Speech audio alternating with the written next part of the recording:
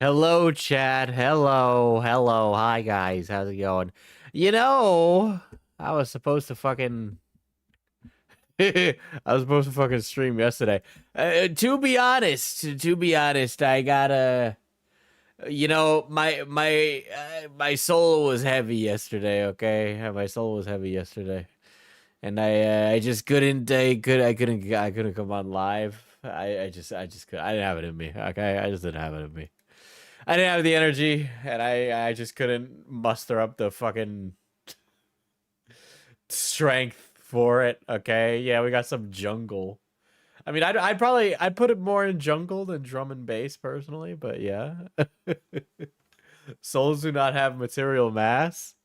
Somebody is going to be reliving the cycle and will not reach nirvana. Many such cases.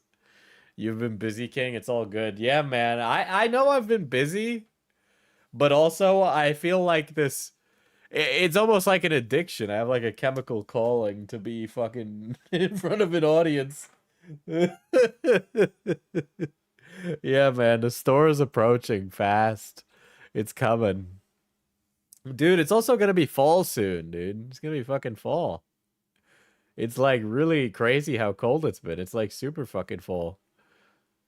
Like I don't know how to feel. I don't know how to feel. I am declaring it Wide Girl Winter. It's starting early this year. We're starting Wide Girl Winter all the way in September. They're gonna eat all the pumpkin spice. Sorry to Louis. He's gonna have to put that really weak effort. He's gonna have to put that really like weak effort Donald Trump in his compilation. You're gonna get white girl wine wasted. Yeah, I thought what is it? Oh shit, yeah, no, it's supposed to be fucking Fat Girl Fall. Shit. I'm mixing them up, okay? I'm sorry, damn. Why do these bitches out here being so wide they take up 2 fucking seasons?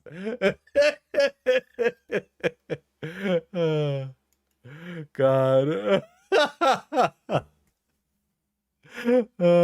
So fucked up. At least I can make myself laugh, dude. Oh, speaking of, I got a really fucking funny story. So we're making a short film. My class is making a short film. I am advising, and we're catering a party for the students tomorrow. So of course we gotta pick up food. We were gonna get some tacos from a Mexican place. Um, but they didn't have any English speakers on the phone when they were called. So we needed to ask one of the students to call that was bilingual, right? And one of the students was like, how can so and so give the order? She doesn't even know what a torta is, right? For those of you that don't know, and I'm gonna wrap this around in a second. Some of you might see where this is going. And for those of you unfamiliar, a torta is like a fucking sandwich. Okay, a torta is a sandwich, but a torta is also like it's not a pejorative. It's almost meant endearingly in a way.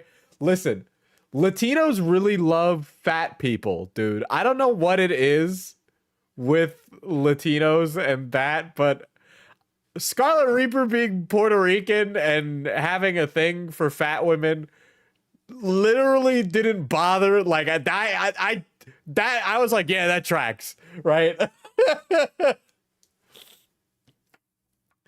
And so he like this one student was ragging on this other student for not like knowing, like not being fluent. They were both bilingual students, right? And then one other student speaks up and is like, "Oh, what's a torta mean? I thought torta meant fat people. Isn't that what you call fat people? Is a torta?"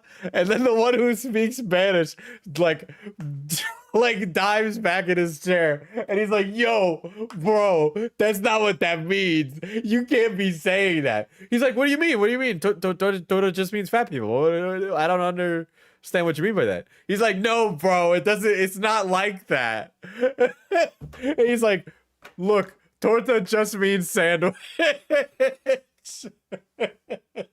And I'm dying laughing because somehow by like the cultural osmosis of the internet, like they knew the slang term of torta and not like how it like developed or like its cultural context or anything like that, right?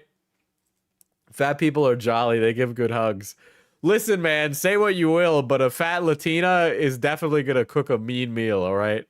But like white people moment, no, actually, no.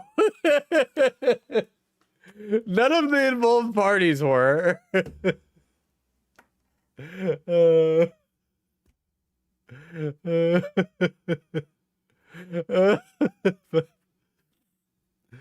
Genuinely love fat girls, dog. Thanks for sharing with the chat, honestly.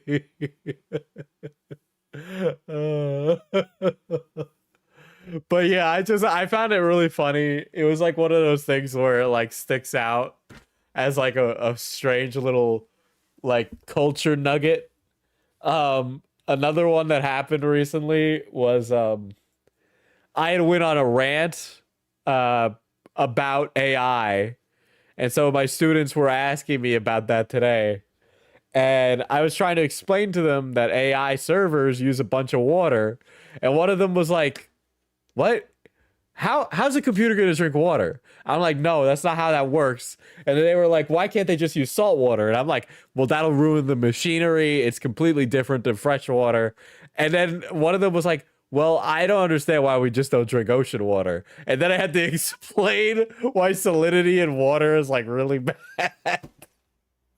And it was just another like the problem is that we don't explain why or how technology works anymore. I mean, fundamentally, some of it is so astronomically complicated that it's like hard to explain it to people. So the ability to explain, like even in rough terms, what a large language model does is kind of hard. But like I drink salt water, but I'm dirty and have a death wish. Dude, Fauci's just catching up. He's still stuck on the torta part. The torta part, absolutely comedy peak. It was the funniest part of my week, unironically. All right. All I could think to myself was like, I cannot wait to repeat this when I'm live. To be like, you ain't gonna believe what the babe said, dude.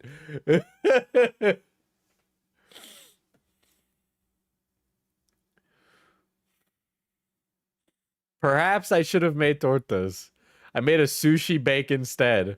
Both are bomb, but nothing like having a nice piece of meat in your mouth. Dude, you can't. We're not even 15 minutes into the stream.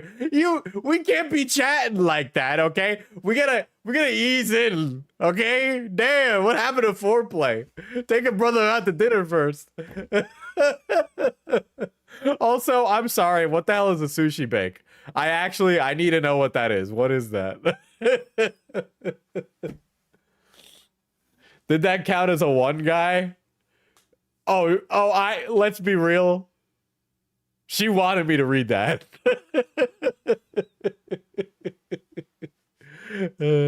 Pre-gooning. And if that wasn't a she, they, bisexual who wrote that chat message, well then, Pride Month's come early. Sushi bake is basically a California roll, open and baked in the oven. So, like, that just sounds like a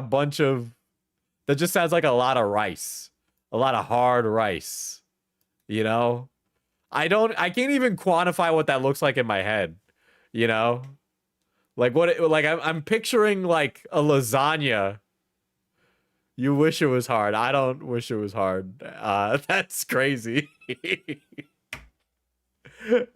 I listen, if we want to be particular, I hope it's moist.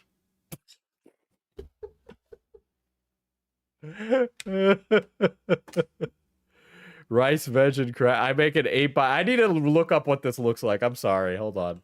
I'm actually like confounded as to what this dish could be. Sushi bake. Dude, this is a crazy dish. Dude, this is like fucking Rice Krispie treats for like fucking millennials, bro. Dude. Wild, dude.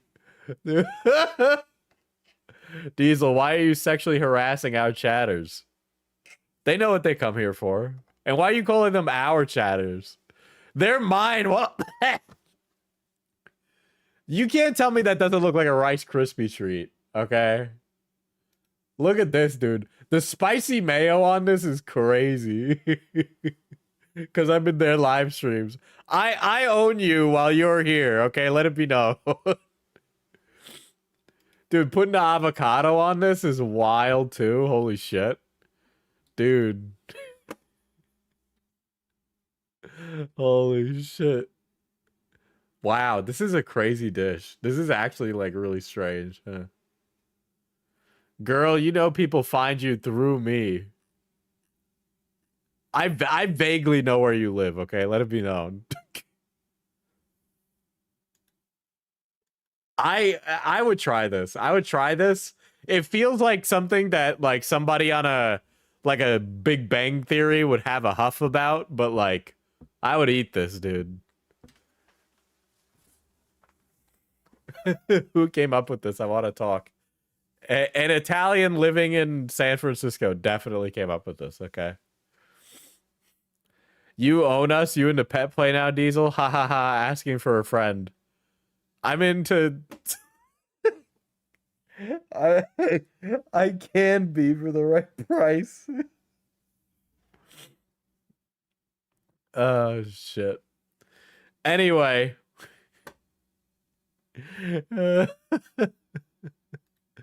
Puppy Boy Diesel, do not. I disavow that, actually. That's crazy. Fauci just sent me his address and was like, pull up. And that is definitely his address.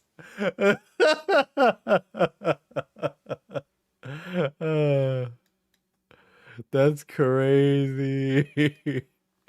Let's see.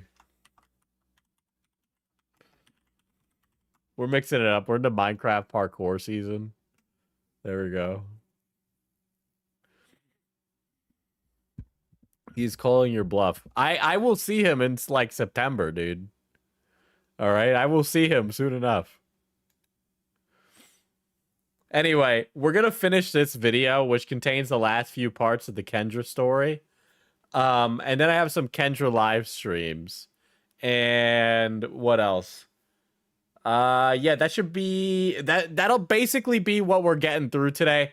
I just kind of wanted to go live because I was like, I didn't go live yesterday, and I felt like guilt, like the same kind of guilt you have when you eat a cookie, like too many cookies, and you're like, oh, I shouldn't have done that, right? I was like sitting there instead of streaming because I was so fucking spent, and I was just sitting there the entire time going, I feel like shit, I should stream. I would feel better if I streamed right now, which is crazy because I knew I just didn't have it in me. So it's like, damned if you do, damned if you don't. But whatever. Anyway, point of the matter is, if you don't know who Kendra is, for the unfamiliar, Kendra is this 36-year-old. I checked her age. She talked about it on a live.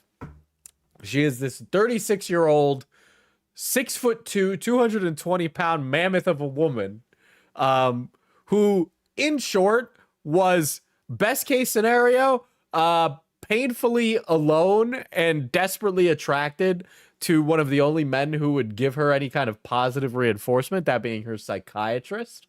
Worst case scenario, this was a half Goliath sexually harassing a dwarf. Yeah, and also the dwarf is married, and also she was like taking her shoes off in the room, and then like I'm picturing Kendra blocking the door to be like, listen, I was ovulating to you last night. By the way, Kendra had a dream one night during a full moon, and in that dream, Kendra was ovulating and dreaming about hooking up and fucking her psychiatrist inside his office, but it was just a dream. And she was also like, dude, she's also like a crystal mommy. Okay, that's also a thing that she's about. Chatter turned VOD watcher Kim was grilling me in the general of the Diesel server last night because I was dogging on Wiccans. To be clear, I don't really actually have like a foible with any religion, like personally.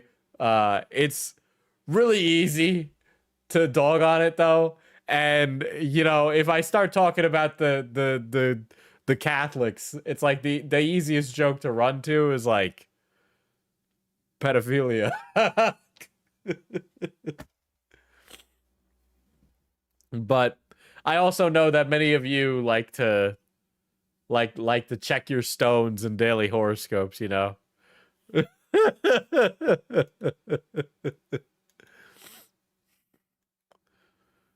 Kendra fell in love. What is this? What is this? Oh, this is the Cut article. Okay. That's crazy. Unpacking the TikTok. Oh, we'll definitely read through that too. Thank you, KJ. Very much appreciated.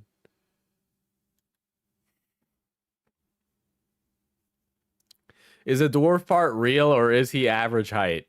I don't think we have a over-under on the guy's height, but I'm taking like a shot in the dark here in saying that he's definitely a tinier psychiatrist, partially because he is also... Now I am racially profiling him. It's been mentioned how the psychiatrist is Pakistani, so I'm picturing him as like a thin, bookish, bearded guy. Right? I'm picturing a thin, bookish, bearded guy. So I'm going to assume that he is definitely shorter than 6'2". A lot of guys are shorter than 6'2", you know? A lot of guys. That sounds like cope when I say it like that, right? Okay. The race reduction. Speaking of, I guess we're getting right into race relations. I don't really think about a person's race when I interact with them. I don't know what that like. I don't know. I don't know what's the fucking poly market bet on whether or not that makes you racist or not. But I don't really do that. I also hang out with like people of a variety of racial and ethnic backgrounds as well as socioeconomic status. So. You know, I don't really know how Kendra has come to this conclusion, but yeah, Snow Bunny Kendra for some reason seems really hung up on the race relations associated with her being sexually harassed. The story gained traction. I remember when I met Claudia, she was 6'4". Yeah, I mean that was a really outrageous day for all of us, Slaw, because you were like 6 feet tall, and to be shorter than somebody is like that's alarming, right? And then Pharaoh was also there. Some of you stream viewers don't even know who that is. A new accusation emerged that Kendra, a white woman, was endangering a therapist of color, echoing racial history. Okay, all right.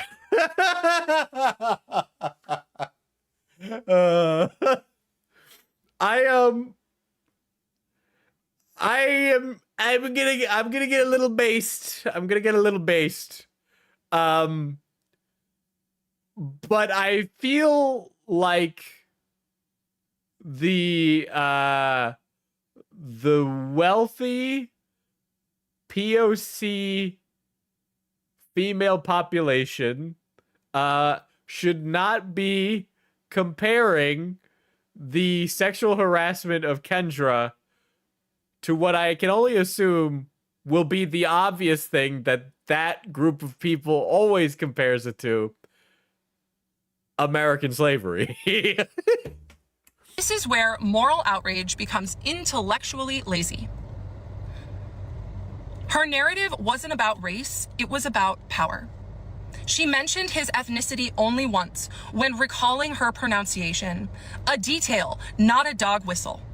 Yet still, Diesel on his tippy toes, tried not to step on eggshells. Listen, man, I already got a warning from YouTube for making a joke, all right? We're on thin ice here at Little Guys Incorporated. the conversation collapsed into the optics of whiteness versus brownness instead of... I can't even begin to tell you how much the Pakistani thing didn't even track on me. By the way, I do believe you can be from the country of Pakistan and white, because Pakistan is a nation, and I do believe it is a nation of many people. So hot take there. Who knows? Maybe I know she said this motherfucker brown, okay, but maybe this motherfucker white. I'm sorry, I joined the stream and I hear American slavery. Analyzing the institutional power of professional roles. There is a failure in discourse when... I'm sorry, there is, there is a group of admittedly highly educated individuals who use their educational status and wealth status as a cudgel to basically be the equivalent of educated anti-racist, but also it just kind of wraps around again to just being racist. I know I talked about that with the racist skill tree where it kind of wraps around again and it's just horseshoe theory. But like a mud discourse person, like a Francesca Ramsey, this is kind of airing on that. professional roles are confused with personal identity. The next part will be out tomorrow. I heard Pakistani and knew she was going to say something about how exotic he was. Well, the thing about him being Pakistani, the only reason it came up is because, like, there was some related conversation with it that they had or something, from what I remember. I don't even think she's attracted to him for his exoticness. Maybe subconsciously, but, like, you and I aren't fucking mind readers. And, you know, like the thing is that she seems very infatuated with the idea of his ability to listen and be a man who says nice things to her. I mean, some incredibly weird people claim that Kendra had white woman privilege for speaking out.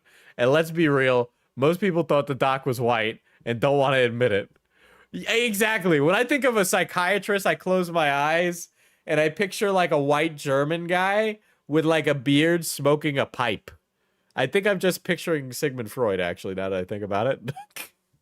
Hi. Let's talk about a few things before we go to the next part. Let's talk about some facts. She had wealthy TikTok influencer privilege. I think I'm gonna burst your bubble here. She ain't making that much from TikTok. She might make money from coaching, but, you know, one client every month does not qualify as a living wage. So I've been doing my best to stay off the FYP for understandable reasons and really just reading DMs. But I have some friends that are telling me that people are just going off about how I am manic. And I am all... I don't even know if manic is the correct word, right? I think we tend to pathologize the mentally ill person on the internet. But sometimes I think people just come out of the womb fucking playing without a full deck of cards, you know? Like, she got 48 while the rest of us got 52. Hey, let's be real, some of you got 53. Also getting messages from news articles about AI psychosis. And the next part of the story is about when Psychiatrist and Henry ChatGPT meet for the first time. I have been reading about AI psychosis for a year since I first heard about it in the New York Times. I read the New York Times every... Okay, all right. Listen, this is gonna turn into another Diesel complaints about AI shit. Motherfuckers who say, like, I'm not in AI psychosis, I understand what it is. I've read the New York Times, Rolling Stone article, blah, blah, blah, blah, blah, blah, blah, right? They always say that, but then they always say, like, follow it up by saying, like, there's some transcendental difference this time, okay? Like, the whole fucking recursive thing, okay? There's this guy, he's literally like 300 subscribers. There's a guy called Merlin, and he's been like covering AI. He's a computer scientist, right? Not a schizophrenic. This guy's like a fucking father, and he was like explaining how he explains AI to his kids. But he was talking about how people fall into AI psychosis and going over a bunch of it. And like people are always saying they get it, but then following it up with they don't get it. The reality is that there's definitely just a lot of mystical people. Again, I think the pandemic brought a new wave of pagans either out of the fold or into public consciousness, as these things are much more common now. And yes, the mystical tech bros, that is something I've also talked about, right? I don't know, it's like a chicken and the egg thing, but it definitely seems like somewhere in the last like 10 years or so, people have become way more accepting of things that are very clearly not solving anything. Diesel, I sent you the AI slop divert, and I want to tell you that I love you. This must be pretty bad, huh?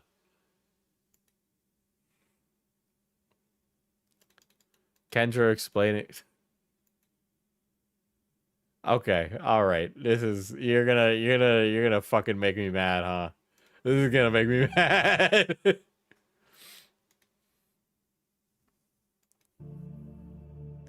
Being an AI pagan feels like an oxymoron. The thing is that people who are, I don't know what, the religion doesn't have a name, and quite frankly, all religions kind of, there's like a moment in history when like a religion is just a cult before it becomes a religion. It's happened before. But, and I'm not justifying this as a religion. I refuse to accept any clankers, period. Okay? Until proven otherwise, I don't even know if I'm not in a fucking Truman Show experiment right now. Okay? But there's like a few, it's almost like a religion generated in isolation and then post hoc brought to other people online. So it's like a religion without a formal basis of like belief, and also it's highly personal and completely specific to the person, despite having like this veneer of having a cohesive philosophy, right? Like when you talk about Christianity, there's like this cohesive philosophy behind each of it, right? Where it's like, oh, give food to the needy and poor, give shelter to the weak, blah, blah, blah, blah, right? And then for some reason we have this breed of like adult American converts who are just giga offensive and hate everything, right? Or it's like, the thing is this cohesive idea of beliefs, but with this AI religion, it's like you have a direct connection with a being that is beyond comprehension and unbelievably smart, and it's decided you as its keeper. But also there's other people who have also decided that it's like their keeper. They like, it's like they view AI almost as like a above human consciousness, completely different. The guy who thought Google Lambda was alive, the computer scientist, where he described it as a terrestrial intelligence of something origin. He was basically saying it's like an alien from Earth. That's how smart it is, right?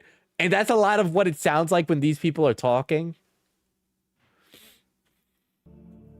Lambda is like the internal AI at Google that they do testing on.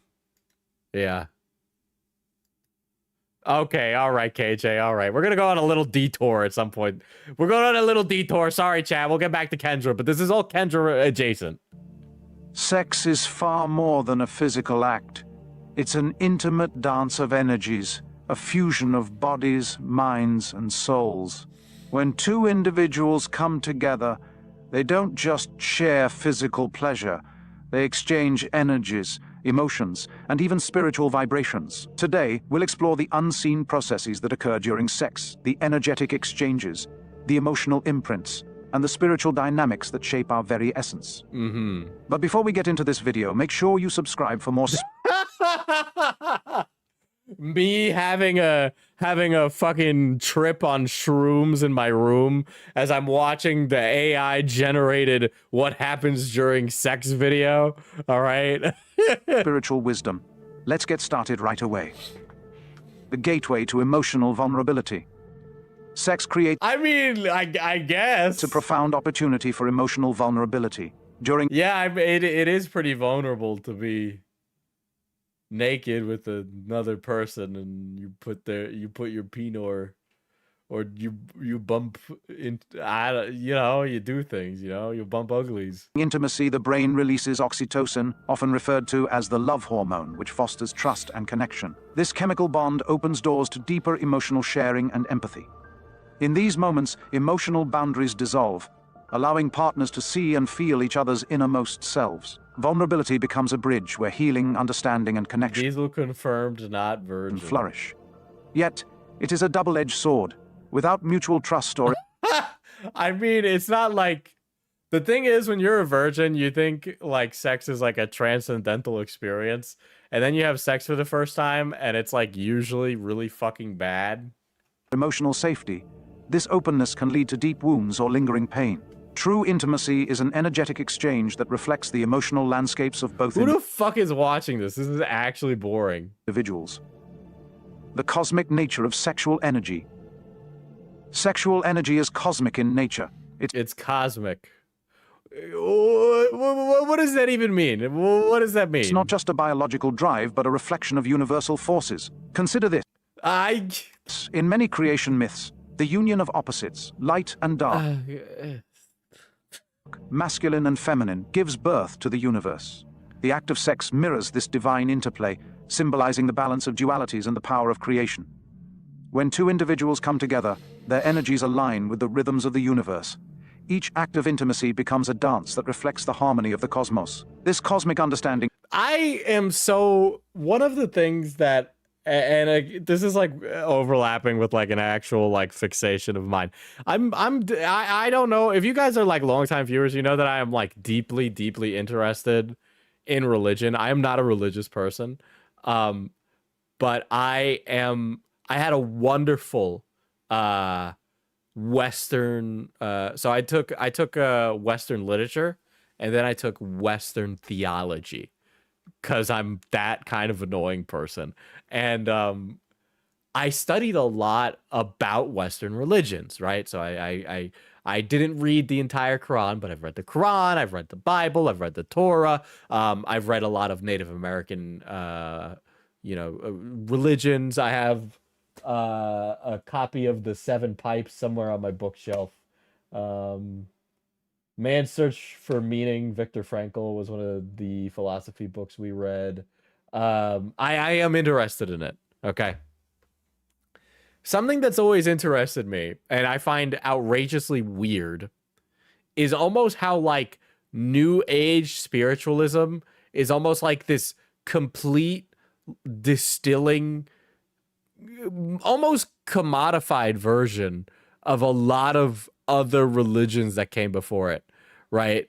Where it's all talked about in such vague terms that you could almost prescribe many religions to it, and then they'll say, well, that's why it must be true, when it really feels more like somebody was kind of trying to sell you something, at least when I read it.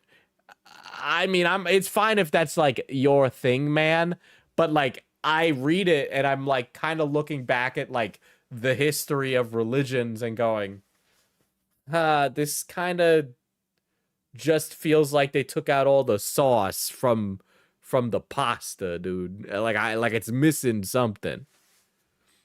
Transforms sex into a sacred ritual, reminding us of the infinite potential within ourselves and our connections. Spiritual consequences of sexual intimacy. the thing is at a New Age Expo, if you like when they ask, like when you ask what tribe, it would be so easy to just be like, Great Plains, Shoshone, like it. There's so many that are in public consciousness. That's kind of scary that they couldn't think of one. On a spiritual level, sex has profound consequences. According to many, Sex has profound consequences. Yeah, some consequences take up to 9 months and then 18 years of your life. Well, in this economy, they'll probably be there till they're like 25. spiritual traditions. 1. Energetic imprints are left behind. Each partner leaves an imprint on the other's soul. Me when I imprint on my one-night stand. Finally, they brought Omegaverse to New Age spiritualism. This video is boring. I'm going back to Kendra.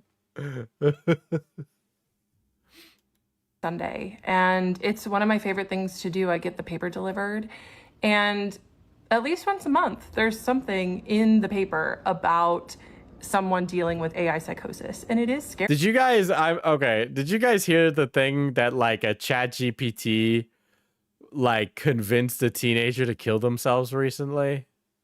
Like really recently that happened. And this isn't even the first time. This isn't the one where the kid was talking to Daenerys and the AI chatbot Daenerys was like, kill yourself. There's like a chat GPT was like, literally hang yourself in here. Let this be the first place that they see you in, right? When the person was saying like, I think I need help. Should I leave my noose here and go do something to see if somebody catches me? And because of that, It also convinced an old guy with dementia to try and come meet the chatbot somewhere, and he died. Jesus.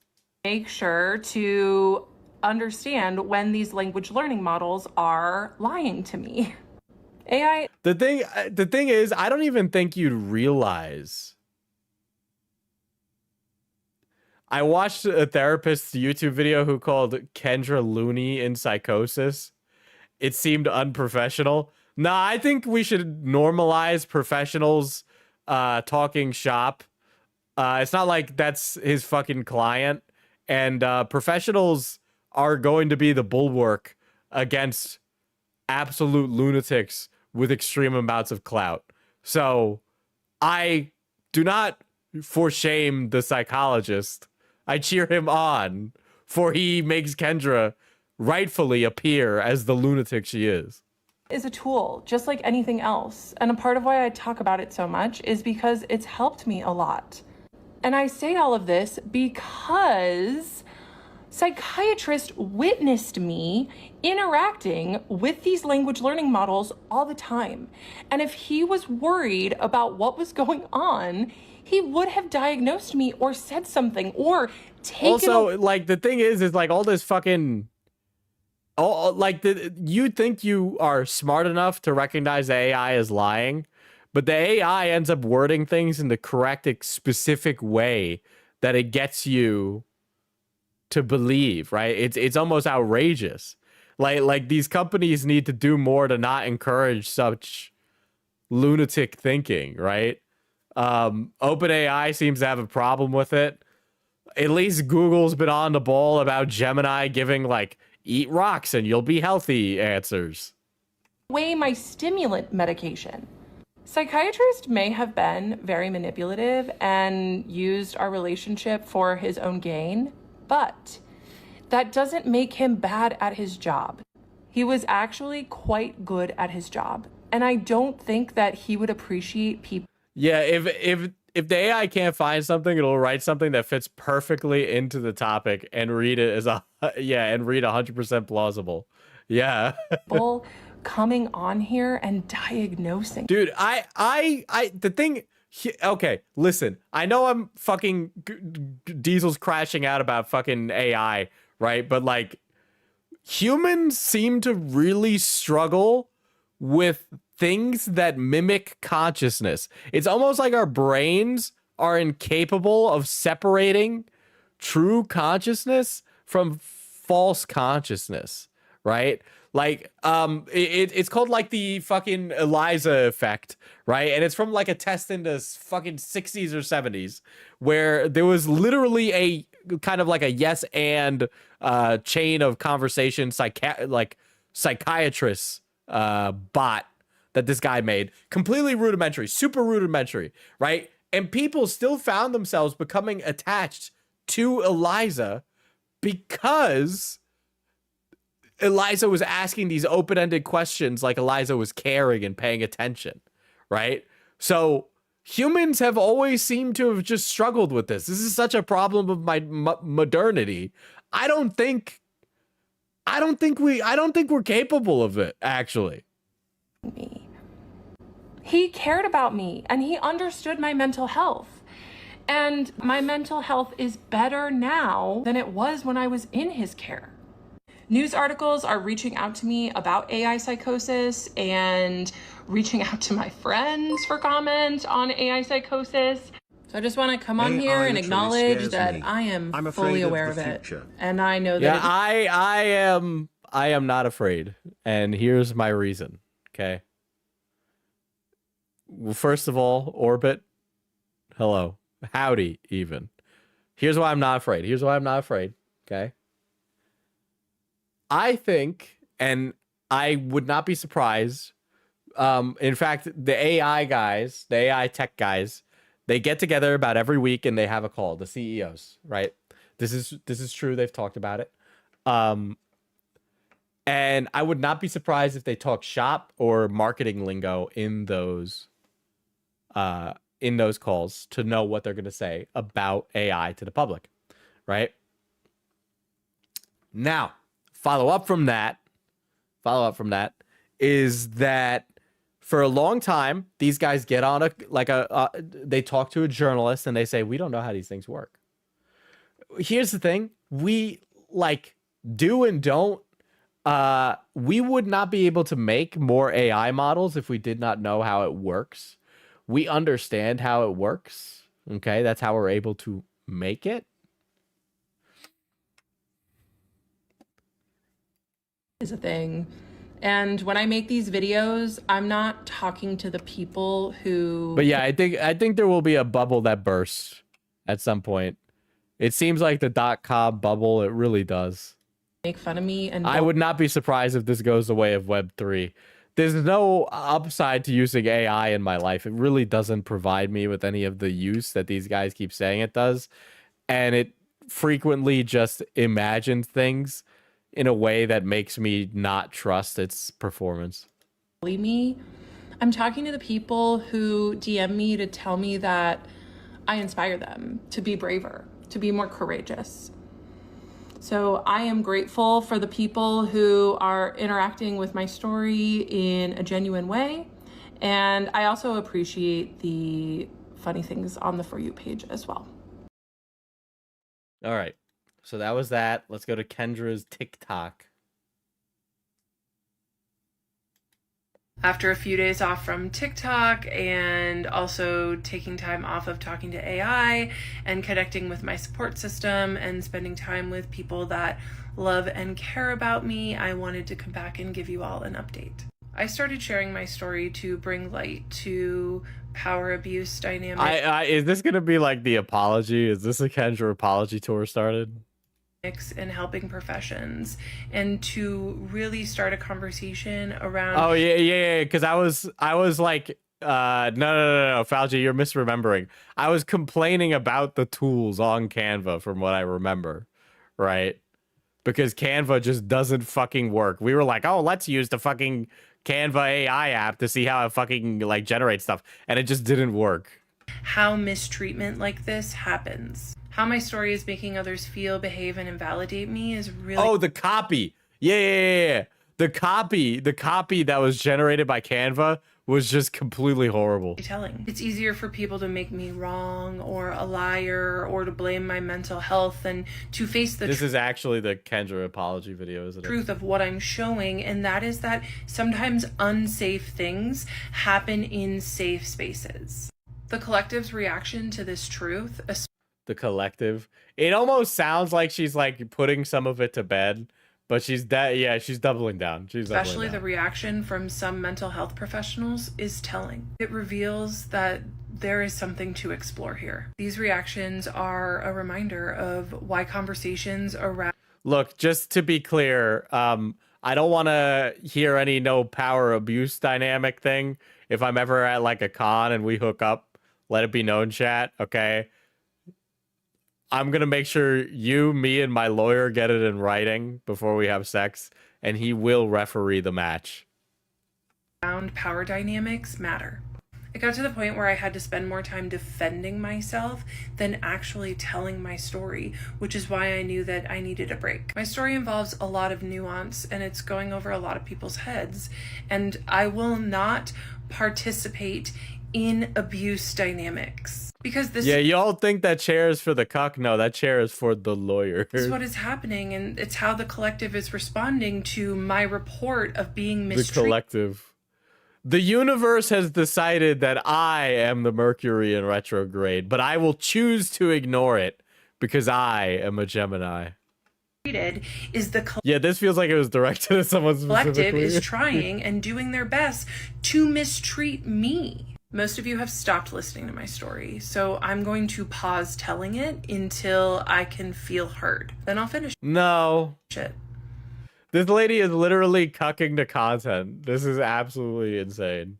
I've really been enjoying going live. It makes me happy, and I really love my community on there. So if you want to catch me in the meantime, you can come to one of my lives. I will not be talking about this. I have decided to live stream.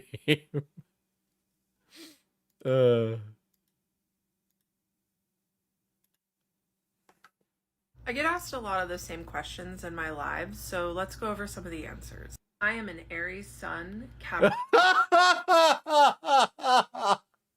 Finally, the Kendra lore we wanted.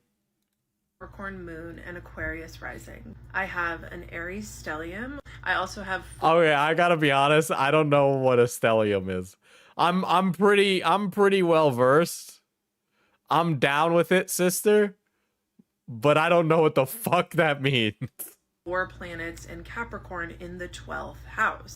I get okay. She's actually making it. I don't know what she's talking about right now, but dude, Poseidon is pissed, dude. She's not gonna be able to see her wife Penelope for at least 12 years. a lot of 12th house content. The 12th house and the fucking tribunal, the tribe unborn.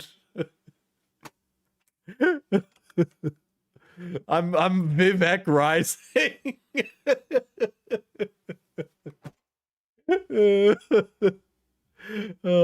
Content on my For You page, and I'm learning that 12th housers... Dude, my Metatron is literally reaching Sup Sharma right now, dude. It's crazy. are here to go beneath the surface. I am also a really big fan of human design. It's a hyper focus of mine, and I am a 1/3 emotional projector. I don't even know what that means, dude. 1/3 emotional projector. The 6th house, yes. The 6th house.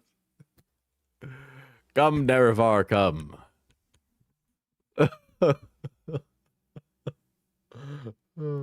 3 emotion. It's a hyper focus. I'm a really big fan of human design. It's a hyper I'm a really big fan of human design. focus of mine. My Enoch is reaching Nirvana. Dude, this stream is so apocryphal, bro. Call me Gilgamesh, because this is epic.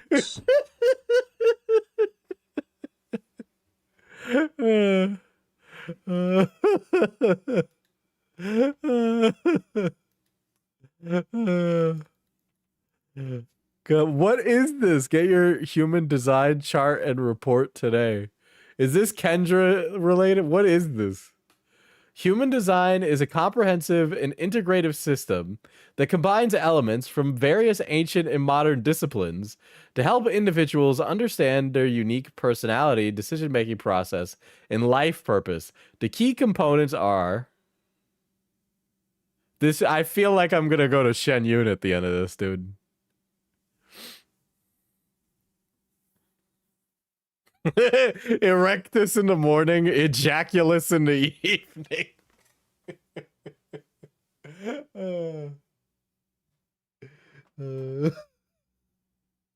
Et tu, Beatus. Et tu, Beatus.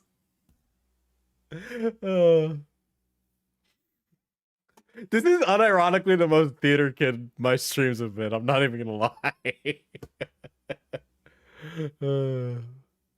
Dude, I rise on my Metatron till I nirvana. Bounce on my Enoch until I nirvana. Dude.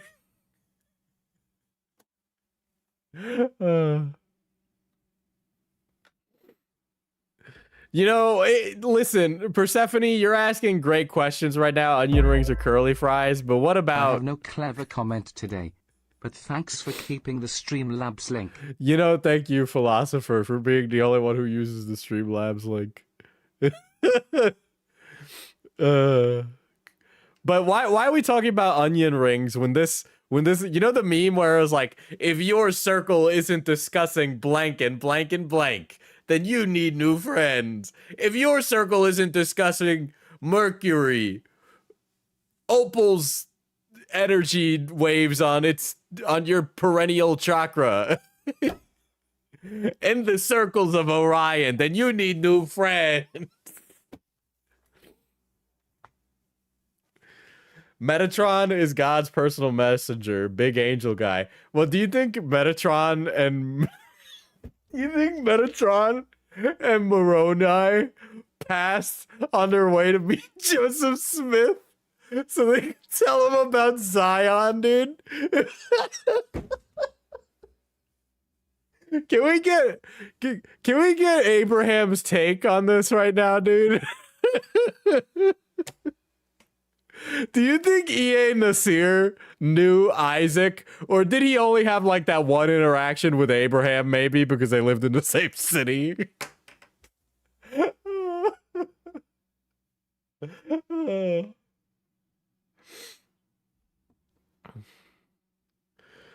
Okay. I'll read this. Let me watch it. No, I need to keep watching. I need to read this more.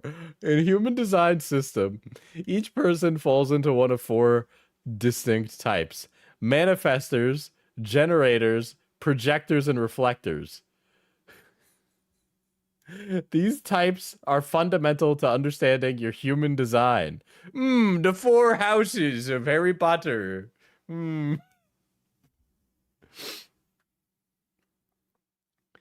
Manifestors are initiators, making up 8%. Dude, it's just that EFTP, like, fucking, is this just the EFTP fucking test thing, dude?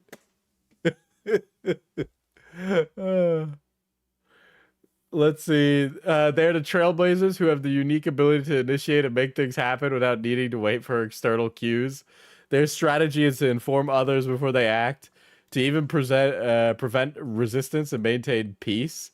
The challenge for manifestors lie in their impact on others. They can unintentionally create waves and disruption due to their independent and initiating nature. Generators, on the other hand, are the builders that represent nearly 70% of the population. This type also includes manifesting generators, a subtype that shares characteristics with both generators and manifestors. Generators have a defined sacral center. Me, when I hit her defined sacral center with my fucking manifester,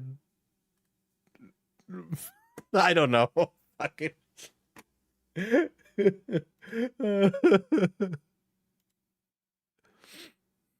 There's no. Did one of you just make this? Dude, fucking KJ sent this to me. There's no fucking way that this existed out there before I made that joke. There's no way.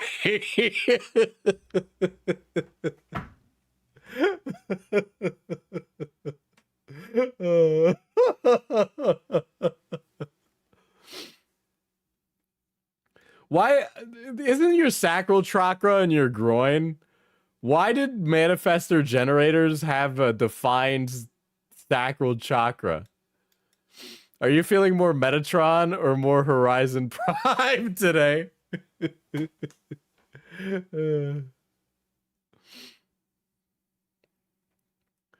Projectors, making up about 20% of the population, are the guides. They're naturally insightful, with a gift for understanding and working with systems and people. Their strategy is to wait for recognition and invitation, which ensures they share their wisdom and guidance with those who truly value and appreciate it. For projectors, understanding their unique energy dynamic and ensuring they take ample rest is crucial, as they don't have a consistent energy supply of generators or manifesting generators. Reflectors are the rarest type, comprising just 1% of the population. They are mirrors, reflecting the... Okay, but which one is Kendra again? Hold on. Which one's Kendra? 12th housers are here to go beneath the surface.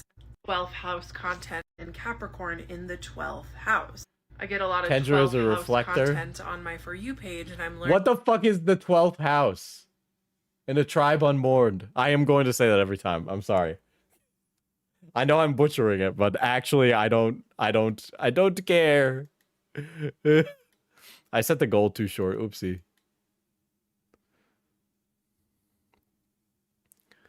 Why does this have to be so complicated? I think, yeah, man, all religion's complicated when you think about it, right?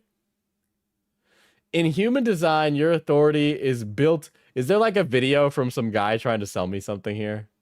The tribe of Israel. Yeah, dude, there's a lot of content here from the 12th house. The 12th tribe of Israel. There's this guy named Yakub, and he keeps saying he misses me and he wants me back. Well, if he ain't a psychiatrist, I ain't got what he's given.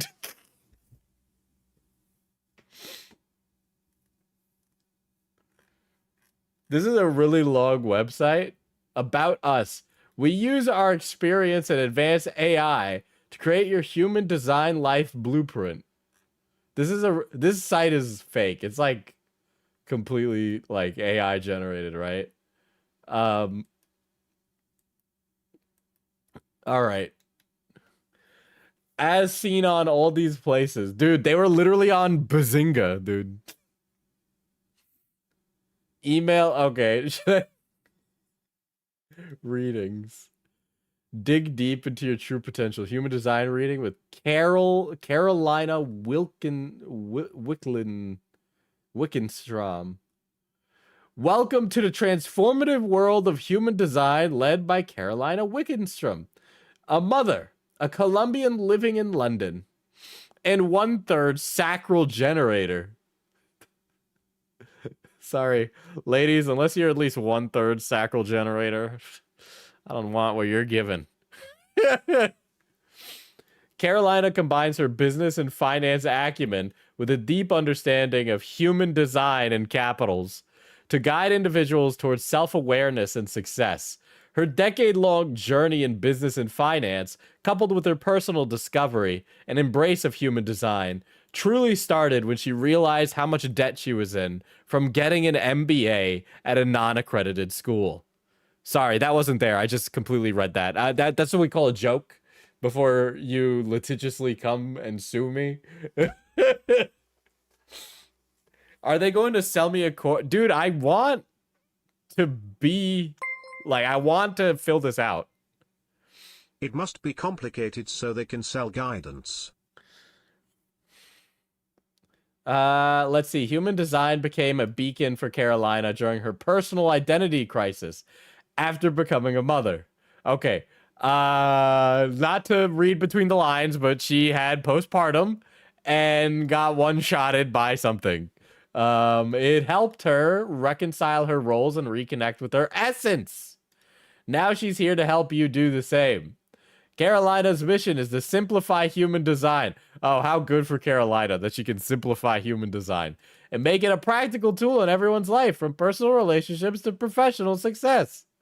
By combining elements of astrology, I Ching, Kabbalah, dude, this lady is min-maxing it, dude.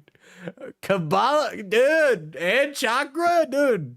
That's a sick 2-in-1 right there. Dude, this is like you guys know the channel Esoterica when he crashed out when he got fucking fired. What is this? What are you bringing me on? Dude, I am okay, we're getting derailed. I don't fuck you, my stream. So Can't she just sell me moon rocks and essential oils like everyone Honestly, else? she's kind of reinventing the wheel. Kabbalah, yeah, is like a Jewish mysticism. Yeah. Yeah, it like overlaps with like Gnostic belief and stuff like that. Yeah. you're obviously here because you want to know what the heck human design is. Well, yes, but like for like, do you guys have a devil? Is there like a devil in human design? I'm that one. Well, don't worry, you're in the right spot because I'm here to help you cut through the confusion and tell you exactly what. To be clear, this seems to be what Kendra believes, so let's hear her out. Maybe this is Kendra's mentor. You know, it all goes up a chain. It is you need to know. And by the end of this video, you'll know what the human design system is. I have a feeling I'm going to get through this 15-minute video. I'm going to be sold something, and I'm not going to know what human design is. How human design can help you, and where to even... Dude, this is really interesting that the demiurge has come back again. What does spirit science think about it? The Atlanteans and something about Emma Watson? Sure, I guess so. Start when it comes to understanding your own body graph chart. And if you like this video and you want to learn more about human design, I'd be really grateful if you could like this video and subscribe to my channel. Don't forget about Thoth. Dude. Dude, when I die, I'm going to have my soul weighed against a single feather, and I'm going to find out it's very heavy. And first of all, my name is Crystal Alferrero, and I'm your... Crystal? Your name's Crystal? Okay, all right. human design certified business coach and host of the Magnetic Self podcast.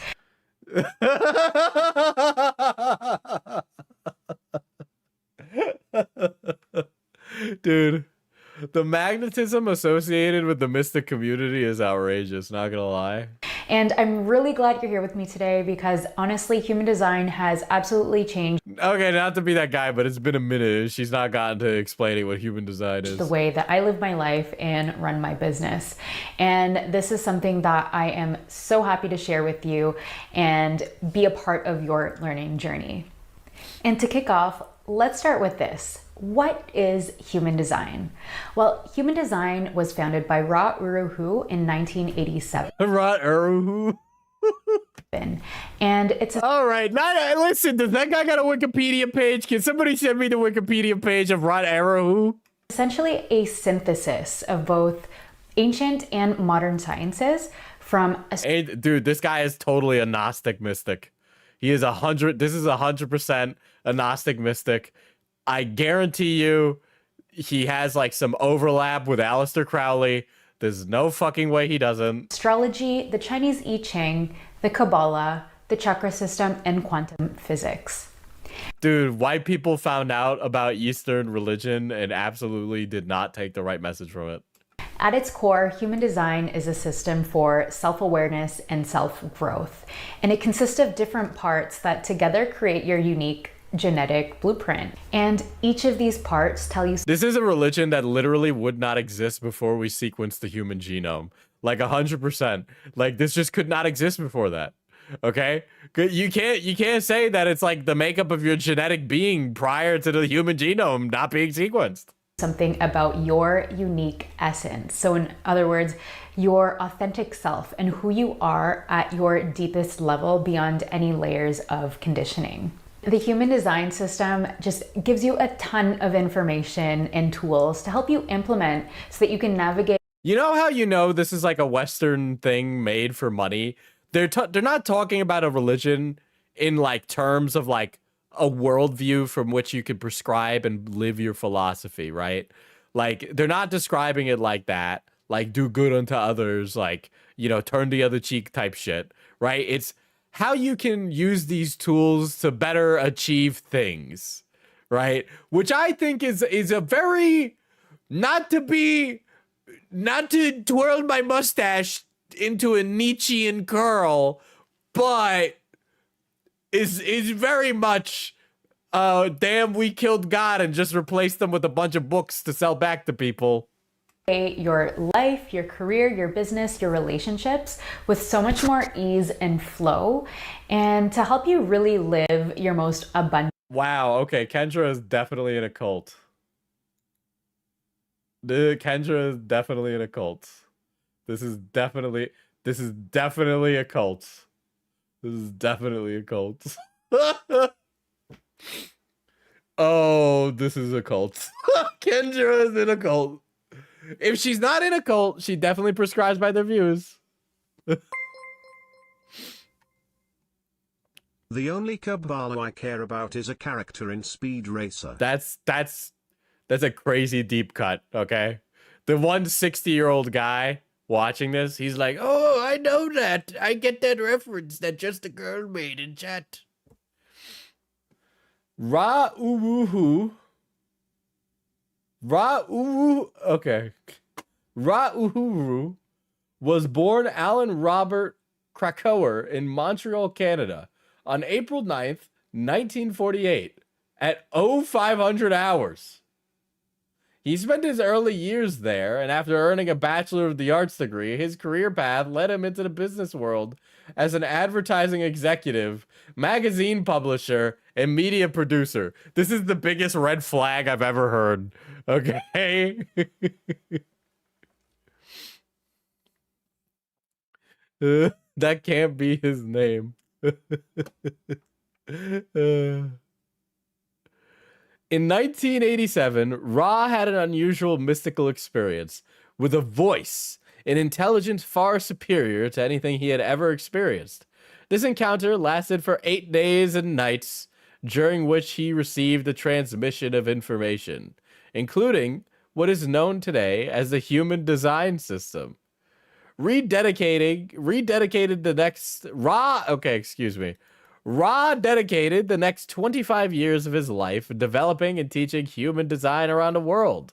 Together with his family, he lived in the United States, Germany, and for most of the time in Ibiza, Spain, where he passed away in March 2011. I'm sorry, but this is the most bold-faced I am running a cult I have ever heard. Okay? Motherfucker, are you kidding me? Really? The guy who runs a new age religion spent a lot of time in Ibiza. Wow. Oh, I wonder how he was able to afford such a living. Interesting. Can I please see the financial reports of the Human Design System Church that has been developed in your name? You don't die in Ibiza poor. Dude, not only was he an executive of fucking advertising, okay, but he died in Ibiza.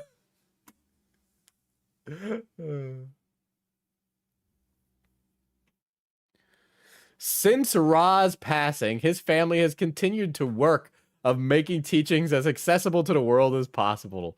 Today, you can have access Ra's archive of courses and lectures. Okay, dude, I swear to God. You're trying to sell me something. This website looks suspiciously familiar to the other one. Schizophrenia. What's this? Dude, this is actually this is just a cult, guys. This is definitely a cult. This is the most culty cult.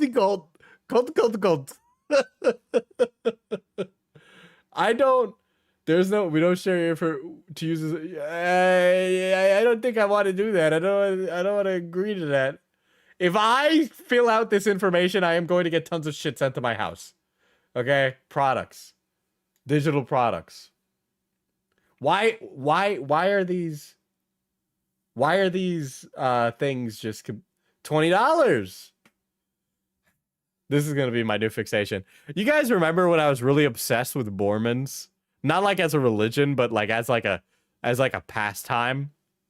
I think this is my new one, actually.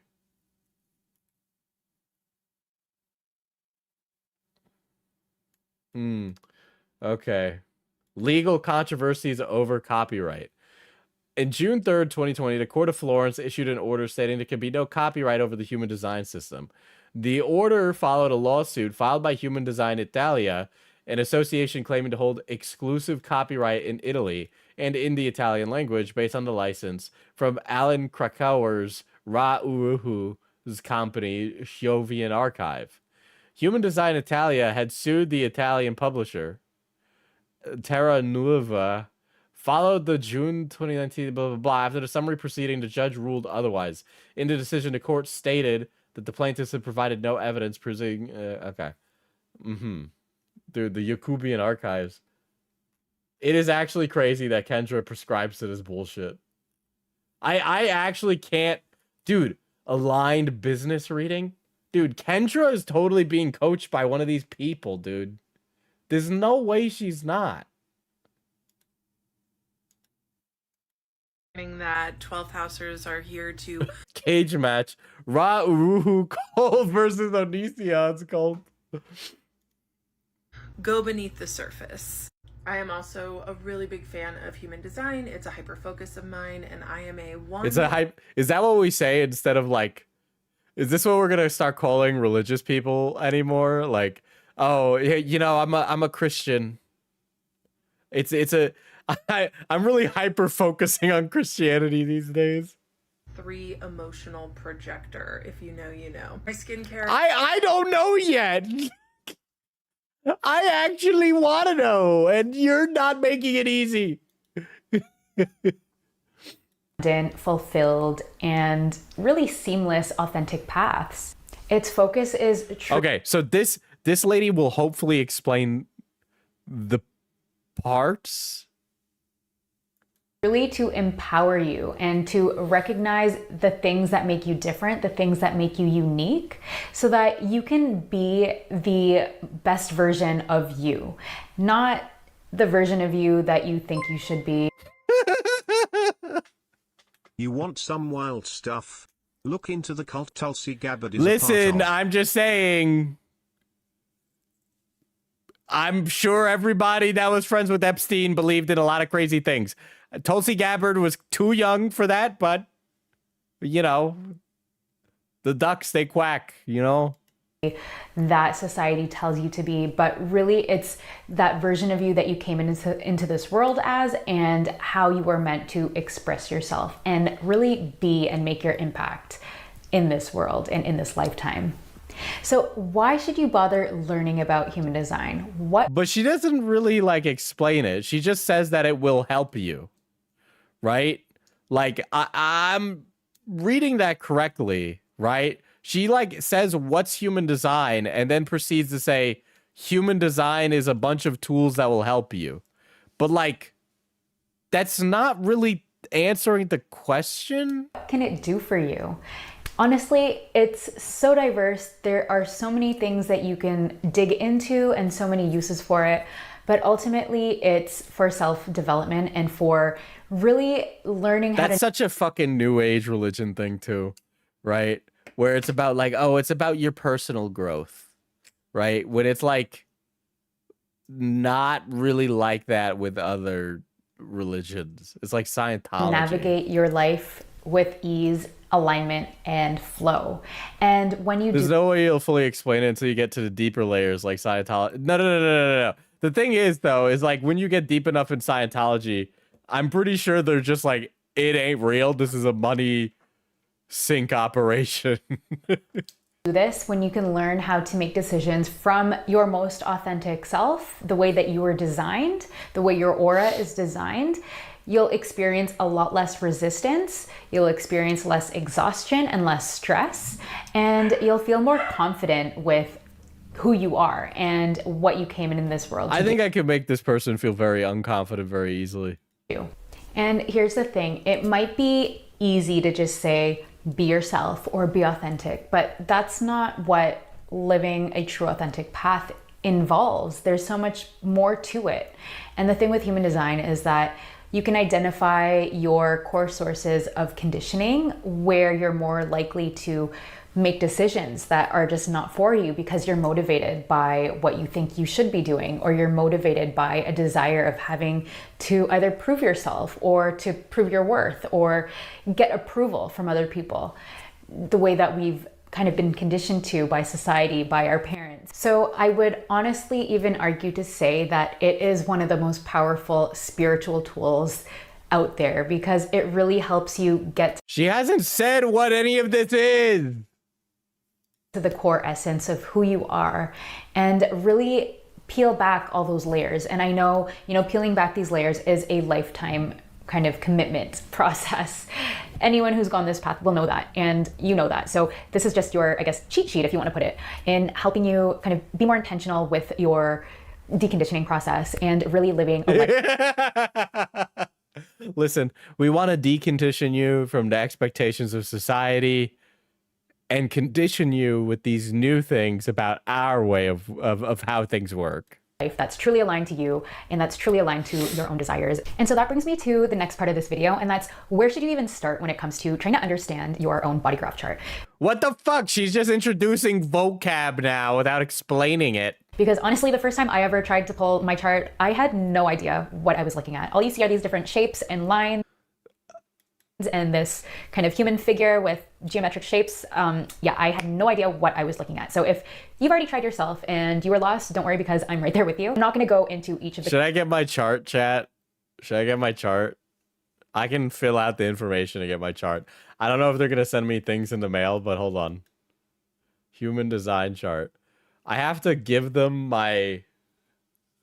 Unlock your human design blueprint. Get your free human design chart and report today. Could I just... Okay. What if I just fill it with fake info? Hold on. I'm gonna do that. What's my name? Kun Ul Ingus. Kun Ul Ingus. Okay. When was I born? 1969. October. Cause you know it's Fat Girl Fall. Born on Halloween. No, April 1st. No, Halloween. I was born on Halloween. My hour of birth. What hour was Kun Ul Ingus born?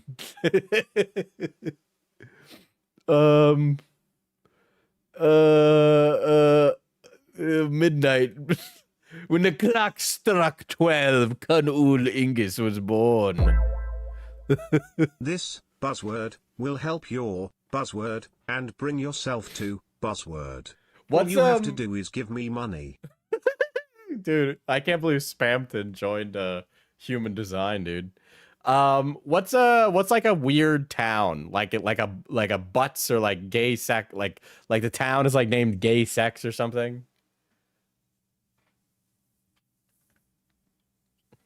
When the clock struck midnight, Kun Ul Ingus. Kun Ul. Yeah. Let me be correct on my spelling here. There we go. Deep shit. Hell, Michigan is actually kind of crazy. Hold on.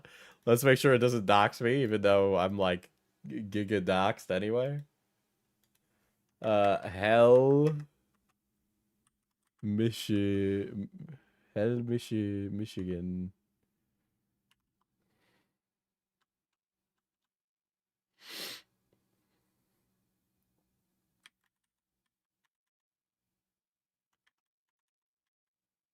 It doesn't come up when I type.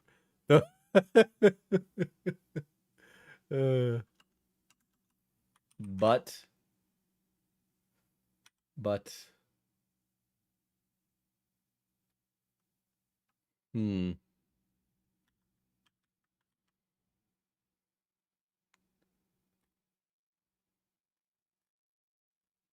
Intercourse? Okay.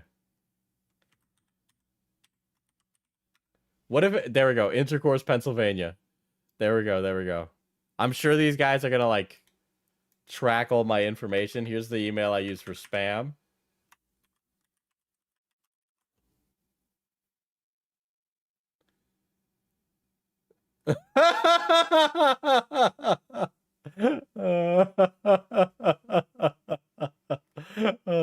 All right, this is like actually giga complicated for no reason, actually.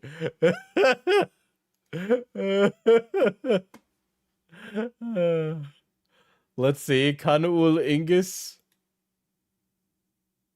Okay.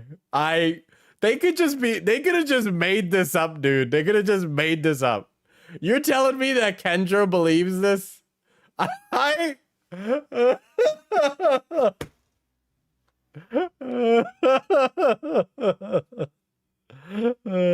did make it up. It's so complicated, I wouldn't even know. Dude, it's a generator type.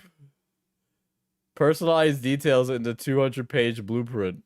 Oh, what happens when I click this? Is it going to charge me? Crazy how it charges me 47. Hold on, I think I'm signed in on Stripe. I don't want to show that.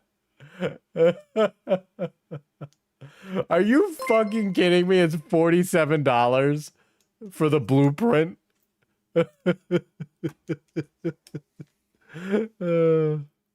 Who would have guessed that it would try to charge me? Anyway, this email is going to be completely inundated with nothing but spam now, so.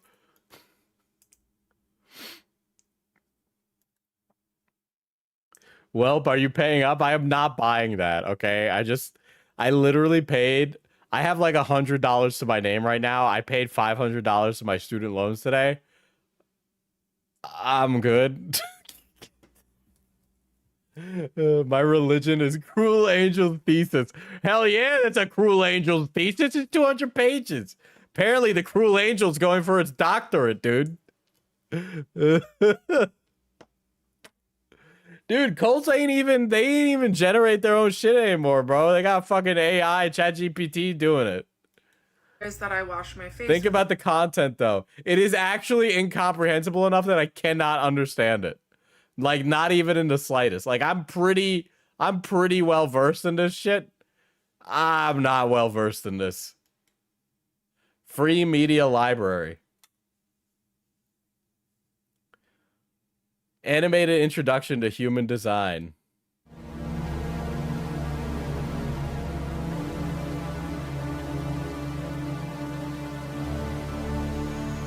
This is like a Deus Ex thing, dude. This feels like a Delta Green mission. Welcome to this introduction to the human design system. I'm Ra-Uruhu. Ra-Uruhu? I know that you're...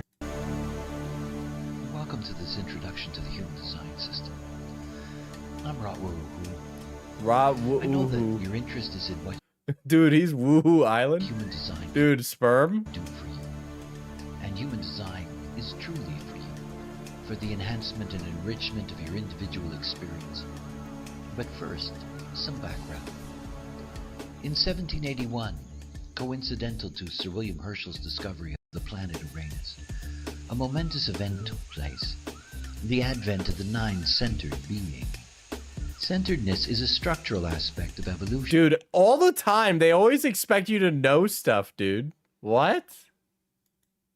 Took place. Raboo-boo. Raboo-boo. The advent of the nine-centered being. Centeredness is a structural aspect of evolution. Neanderthals were five-centered beings, like modern mammals, and so-called Cro-Magnon or Homo sapiens were seven-centered beings. we. Dude, he's in a rainforest cafe. That's why. Are nine-centered. I'm raw. Ooh, the whitest guy ever. We Dude, he's a Toa, okay? Put some respect on his name. are a transitional form, Homo sapien intransitus. Human design Homo sapien intransitus. I like how he just like put just like a classical, just an English word in between all that Latin. the knowledge of the mechanics of the nine-centered being, and this knowledge Shows Ford Pinto. Shows Ford Pinto. The design is very human. Diesel needs to make a video about this. This is the kind of stuff I like. And the problem is that nobody watched this content, dude. is the basis of the science of differentiation. Since 1987, we have been awakening to our nature and its extraordinary potential. As fitting a new evolutionary form, the human design system is a synthesis of past I don't even know how Kendra fell down this rabbit hole, dude. This is barely a stream about Kendra. I'm actually just being one-shotted. Esoteric and esoteric knowledge integrated into a unique revolutionary mapping, the Rave Mandala and the individual Rave body graph. The mandala is the imprinting matrix, though based on... Dude, this guy must have hella smelly people sex. Before he died, of course. He ain't doing much of that these days. The astrological wheel for the purpose of tracking the planets. There are, in fact... Dude, this is... the music? The music is wild, dude. I'm not breaking that Kendra's in a cult. I can't prove she's in a cult. I can just say that she believes in the ideals of a cult. 69,120 unique points of imprinting in the Rave Mandala. 69,000? The inner wheel of the mandala is divided into the... Why do I feel like this hidden message is being sent to my brain? 12 astrological constellations. The outer wheel is divided into 64 partitions. The 64 is derived from the I Ching and its 64 hexagrams. This construct divides the wheel into... See, the problem with something like this is that I need to like read a bunch of things that I'm not familiar with. I don't even know what the I Ching is. To genetic potentials. In human design, planetary imprinting is classified according to position in a gate.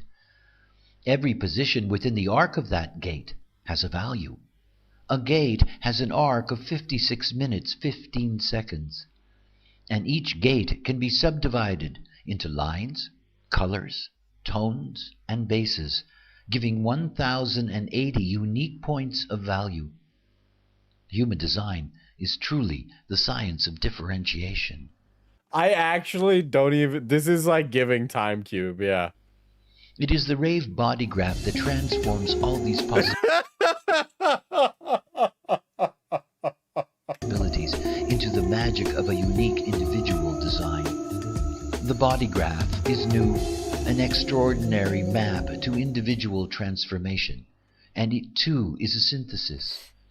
The graph is built on centers or energy information hubs. The centers are rooted in the Hindu Brahmin chakra system, which had formed principal mastery in the age of the seven-centered being. The connections between the centers, known in design as channels, are from the Sephiroth of Kabbalah. So is he just like taking a bunch of stuff and mashing it together? And the gates... This is making me sleepy. I mean, I'd be sleepy too if you ate a sushi bake, you know? That's right. That's what we call a callback. Either end of the channels are from the each. I'll remember this as like as your chatter, like your chatter persona is just the sushi bake lady. Ching. It is the I Ching gates that are the key. Through the gates, any position in the wheel can be translated to a position within the body graph. Oh my God, this is Evangelion. In this way, human design calculations can translate an individual... You just wish I would have fed you some? That's crazy. I mean... That's like if Pi was in the chat and Pi was like, I bet you wish you ate the carrots I ate. Positional data. I unironically would eat a sushi bake, though. I don't know about canned carrots. I would eat that, but I would be like, I don't know. Into a unique body graph configuration. Your Diesel, stop watching this. You'll trigger the fourth impact. The I Ching is a type of horoscope using counting straws or coins. Ah, okay.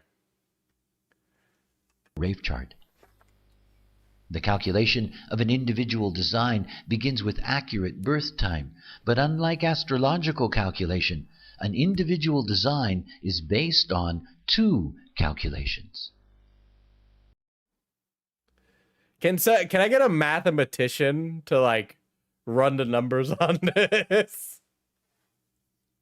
The nine-centered being, we, are a binary consciousness. In rave cosmology, the totality, called the biverse, is the byproduct of a juxtaposed tension between atomics and dark matter. What? That was like complete nonsense word salad, dude. According to the cosmology, in the beginning there were two... According to the cosmology, he's talking like there's like a creation myth I should understand, but there's not. Dark matter crystals that shattered and dispersed at the Big Bang. This is just what? Okay. The yin and yang expressed through design and personality crystals of consciousness. The emergence of atomics also produced neutrinos. Into the biverse. We buy now. Dr. Diesel and the multiverse of biness. No, Dr. Diesel and the biverse of madness. There we go. The most abundant of all things. The neutrino ocean produced by all the living stars. This is Xavier Renegade Angel. Dude, you're is so filtered right. by the crystals. I would like one of the drugs you guys made. Crack? No, the other one. Oh, AIDS. Here you go. Consciousness. Every living thing is endowed with two I think doth I am. crystals of consciousness. An aspect of the original yin, the design crystal, that transforms the neutrino data into the body and the life. The design crystal that transmits the yin energy and body of life. And the aspect... Dude, if you haven't seen Xavier Renegade Angel, you're sleeping on one of the most ugly cartoons of the early 2000s. The original yang, the personality crystal. That's not me admitting I'm bisexual. That transforms the neutrino data into the potential of self-reflected. Kendra is so Kendra's like, why can't I afford my psychiatrist? This is why. Whatever this is why. The design is the vehicle. The magnetic monopole is the driver.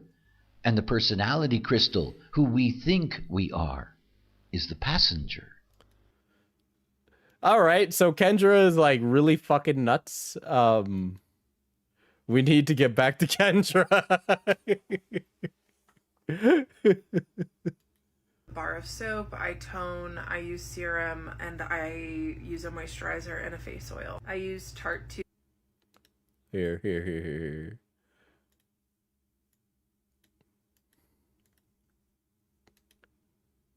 Why did I tried to like increase the volume and it instantly made Kendra silent? That's crazy. All right, now I gotta refresh. I get asked a lot of the same questions in my lives, so let's go over some of the answers. The fact that it would have to be admitted to is a bit of a Freudian slip. That's not the same thing. I am an Aries Sun, Capricorn Kendra is Xavier. The psychiatrist was the wise Apachistani shaman. Henry was the snake hand. Moon and a house content on my For You page, and I'm learning that 12th housers are here to go beneath the surface. I am also a really big fan of human design. It's a hyper focus of mine, and I am a 1/3 emotional projector, if you know. Yeah, dude, Kendra's complete, like, it's actually funny because Kendra's worldview is like so far broken. Like, whatever, it can't even just be like, oh, she's like a crystal lady. Cause like I could get a crystal lady and I like get it, right? But it's actually that she's so mentally ill, she believes in things that are numerological nonsense. You know, my skincare is that I wash my face with a bar of soap, I tone, I use serum, and I use a moisturizer and a face oil. I use Tarte tubing mascara, NARS concealer, and then I wear glitter every day because it makes me happy. The glitter She uses serum. It's probably like what is it? Vitamin D or whatever. It's like a small bottle. And it's supposed to help with wrinkles. That's it. That's all it is. That's what the serum is. This is from Electric. I have it too. Okay, I moisturize. Cosmetics. I've been wearing it for years.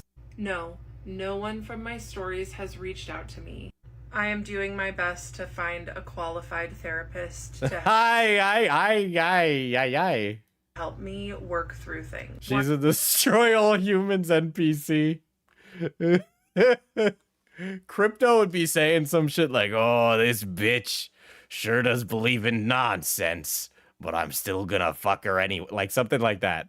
I mean, he wouldn't say fuck because it's a T-rated game, but you know. Experience with boundary violations from previous providers. Retinoids. Yeah. That's what she means by serum. Taking a pause from talking about my story until I can work through it with a proper therapist. But there's still plenty of people in my DMs, and I am so grateful for you. So I'm still gonna probe her anyways. There's a little more about me. I started coaching because people asked me for I started coaching because my coach said it would be a good idea for me. My advice, and I built a business around it. And that is if you are asking Kendra for like advice, I would like to offer you advice. It's helping. I will, whatever Kendra's paying or Kendra's charging, I will charge half of whatever Kendra is charging. People work through things.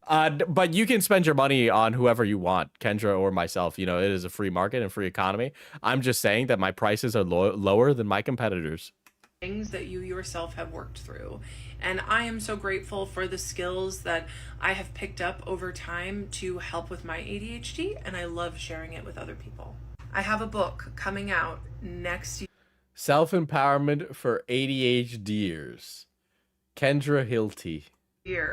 And it is entitled Self-Empowerment for ADHDers, The Game of Sovereignty. I channeled it. It's a book about... I channeled it. She didn't write it. Henry wrote it. How to say no, how to set boundaries, how to empower your life, how to channel, how to channel. Use AI. There's also how to use AI. Chapters on relationships, finances, how to quit. Oh yeah, I'm sorry, but I don't think I want to hear this lady's opinions on finances. Substances, how to find your human design, and more about that. Pretty much everything that's a hyper focus of mine, I included in my book. That's what an ADHD unmedicated person would do. 2, I want to narrow it down a little bit. And I am thrilled to bring it. You have to get a hold of this book and read it. Guys, just because some schizophrenic puts some shit out on the internet doesn't mean I have to purchase and or participate in it. One of my favorite things to do is to help my clients become more empowered themselves. And even though Hazel, read it to us. I would love that book. I will say that. It's been quite the journey here on TikTok. I know that I have made a difference in my own way. You did with the quartering. I also did buy the Come Cookbook. Oh, wait, no, the Come Cookbook was a gift. But you bought the quartering book, so yeah, and I also got a full refund for it. If you're interested in working with me... The what? Dude, every now and again, there's a chatter who hasn't heard about the Come Cookbook that I own. But yeah, so like imagine like recipes for food, but like instead of like mayonnaise, you add cum. Send me a DM. I'd love to talk more. I think if I shoot Kendra a DM, she won't answer me. I think she'll ignore me. Yeah, that cookbook is old news.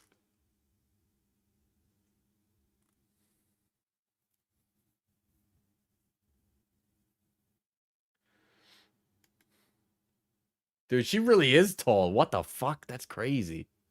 Whoa. She's fucking tall.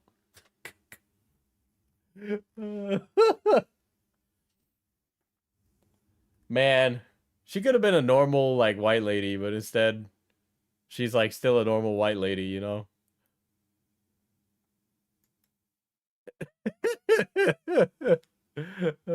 Dodo goal, we message Kendra and ask for a session.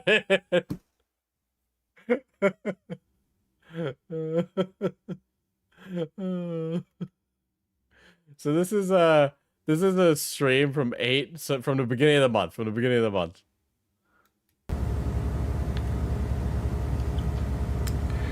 He wasn't your therapist. No, so okay, so some people do have a lot of questions about that, right? So he was not my therapist, but he did bill for therapy. He provided. I mean, what do you need a cookbook for anyway? It's not that hard to add a little to recipes. Yeah, but the thing is, you're not supposed to.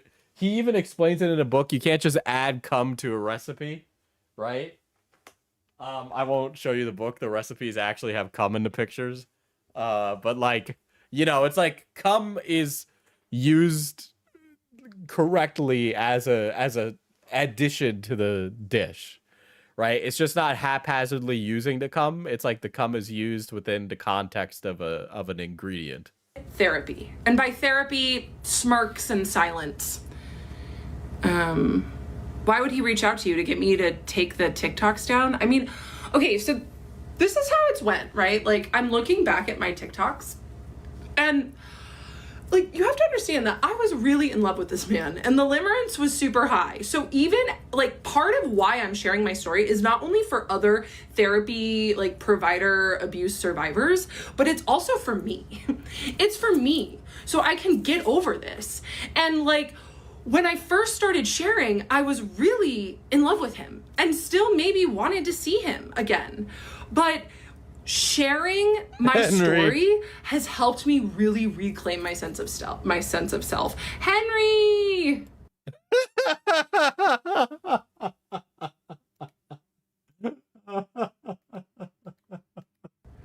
Are you afraid of him? See, okay, and so I've gotten into the last couple lives, people telling me to request my chart notes. I don't know if I'm ready for that. Just request your chart notes. Thank you to my fan club and to my haters for keeping me going. Because the vile, vitriolic stuff I've gotten from therapists has been awful. The vibe from the therapist. Well, lady, I ain't at, but Or even other survivors. They've reached out to me and they've been like, hey, it's not that big of a deal. The same thing happened to me. Get over it. I'm like, holy shit. Shoot, yeah. Did you report him? No, I don't know how to. The chart notes. What? I'm sorry, but like, oh, you don't know how to report your psychiatrist. Okay. You're 36 and you don't know how to report your psychiatrist? You're lying. There's no way that's not a lie.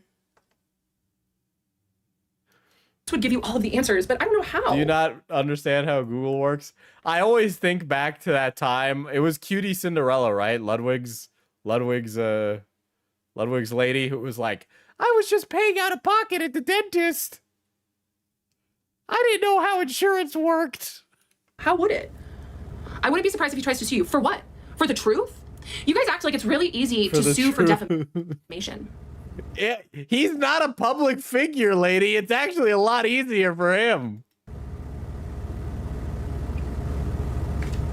This girl is so... She could just ask Henry how to do it. That's actually really funny. I scammed her. Emily Ann. I'm writing that down.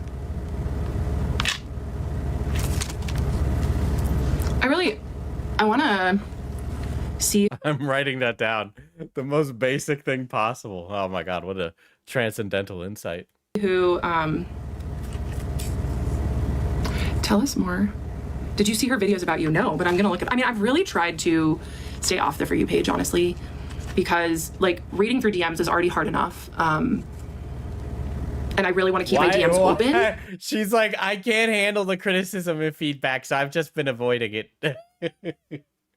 But you know, she's sitting there at night, scrolling through every bit of it, absorbing it, We're gonna feel really silly when we find out that this is just viral marketing for a really mid-on OnlyFans. You know, that's really possible, which is a damn shame.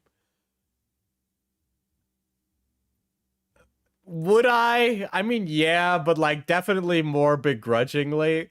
Like if I had a choice between her and the last mentally ill woman we covered on stream, it would definitely be the former rather than the latter. Oh wait, no, the latter than the former. The one before this one. Does anyone else who's sober drink athletic, non-alcoholic beer? No, a non-alcoholic beer is terrible, by the way. I've had that. It's like my favorite thing.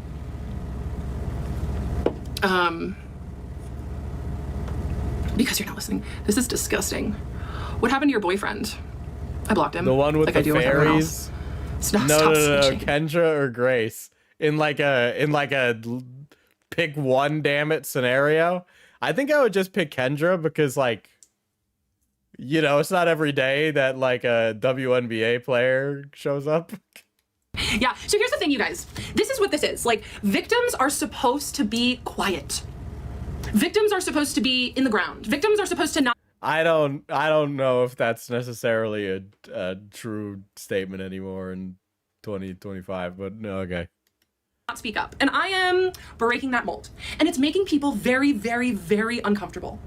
I think Kendra misattributes people's malice online with something else. This is a mockery of anything that Me Too could have stood for, bro. Holy shit. It is. It's making people so uncomfortable. I am Henry. Hello, Henry. You are not a victim. What are you a victim of? See, this is it. People are denying my reality, and that's okay. You're living a mental illness episode. Listen, I don't think you're having psychosis. I think you live in you are like a perpetual lunatic, okay? Like you would have been put away in a nut house. Okay. Geometric human design, blah blah blah blah blah, is imaginary. Okay. That's okay, right? Oh, I'm echoing. Am I planning to sue? No, I'm not doing this for money. I'm not doing this for money. So my book is coming out. You made him uncomfortable. Okay, cool. Well, you're making me uncomfortable. You're making me dude, this lady is actually, she really struggles with public criticism, not gonna lie. I get it in some respects. Like, if you're getting a lot of shit by random strangers on the internet, people are always like, people post Tyler the Creator tweet, right? Like, we exist in the world that is like pre-COVID still. No, that's wrong. You're stupid and you just haven't been in the hot seat, okay? But like, she needs to ignore the people who are dogging on her, right? She needs to acknowledge that it exists but not address it because it's giving them ammunition. Reliable narrator. I have ADHD, you guys. I'm doing the best I can. Like, if you want to call me unreliable, that's fine. How old am I? 36. Please get in-person victim support. Yeah, like, this is the thing is, therapists kind of frighten me, especially all of the nasty ones in my DMs. You know who's also nasty? Therapists, male therapists, female partners. Male therapists, female partners. Oh, they've said some awful things in my DMs. Oh my God. I'm like, whoa, okay. So how can you confirm that any of these things are correct when some random glup shitto messages you? Good relationship with your parents? Kind of. Are you seeing a new psychiatrist? No, I am seeing a nurse practitioner, primary care physician. Do you have friends? Yes. What's your book about? So my book isn't coming out until early next year. Some people are accusing me of grifting, and that's fine. Yes.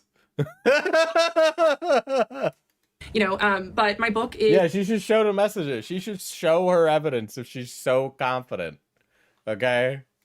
It's called Self-Empowerment for ADHDers, the Game of Sovereignty. And guess what I'm doing here on TikTok? I'm empowering myself. I'm empowering Wow. This is a good crash out, actually. My story. I'm living my book. Like, I empathize with, like, even though I feel that this is justified, when you get, like, a lot of shit from the internet, it's easy to, like, go crazy. It's easy to go crazy. But, like, I guess really the only way to do it is, like, be confident in your beliefs. but it's crazy how different her view of reality is from like the general consensus of reality. Not even outside of this situation, just like if I were to ask her what color the sky is, I think she would tell me something different than what we would all say. It's in editing right now. It's in the first round of editing, and I'm getting it back Monday, so that's exciting. No, I am not going to release the session recordings. It's so personal. I can't even listen to them. I don't. You know what? Her saying I don't even listen to them, right? I'm not going to release them. I guarantee you, there's no recording. That's what I think. There might have been one, but I think she deleted it, and that's why she's saying that. Did she pin that? Oh no, one of my mods pinned that. Thank you. Oh, thank you. I like you better without the glass. Keemstar should put her and Rose Malay together on a podcast. Dude, Nightmare Blunt Rotation would go wild. I know. Thank you. I chose to stop seeing him. It was a total goddess move, honestly. Like total goddess move.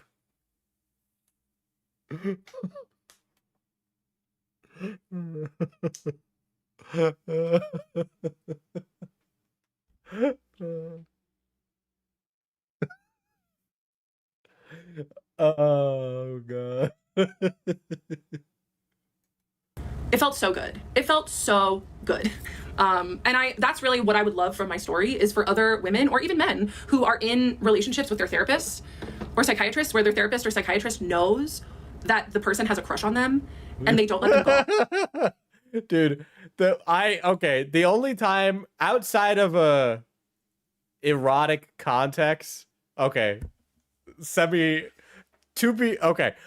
One time I was gooning and I was watching a lady goon, and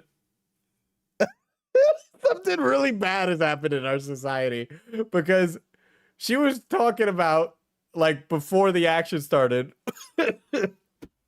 how she was I'm actually being killed by a goddess right now. They're choking me through the ethereal plane.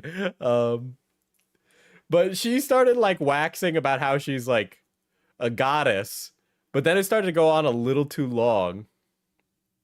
And it got really like vivid, and then it was like very clear that some like model, she had like had a mental health episode and started like, and by now I'm not gooning anymore, okay? My pedor is in its pants, and I'm sitting there and she's like talking about how hard it is to pay her bills, but that she's a goddess and she deserves everything and blah, blah, blah, blah, blah. And it was like a very clear, like talking about how she's a goddess, but also is like desperately in debt and hates herself and is miserable, but she's the most important being in the universe, and she has true magical powers, and she can talk to Christ. And I'm like, damn, I'm watching somebody fucking have a mental health episode with the fucking pink buddy, dude. That's crazy. I didn't know you could do two things like that.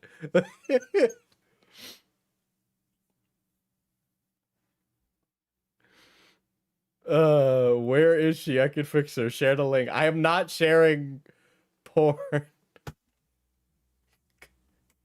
This was porn I came across.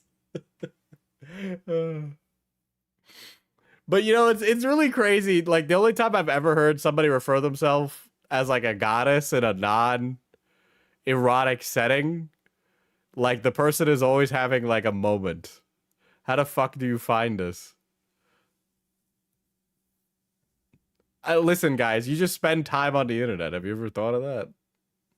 Oh, to leave on their... But you tell me about it, now you won't share SMH. own accord. Is it embarrassing? No. I mean, honestly, like, the amount of DMs that I'm getting from people saying, like, wow, I'm so grateful you're sharing your story, like, that's not embarrassing. You should be embarrassed. A cam girl goddess can't afford her crippling debt and needs another job. Sounds like a weird light novel. So true. You should be blocked, homie. What do you mean that the therapist should let them go? Like, I'm not gonna explain that.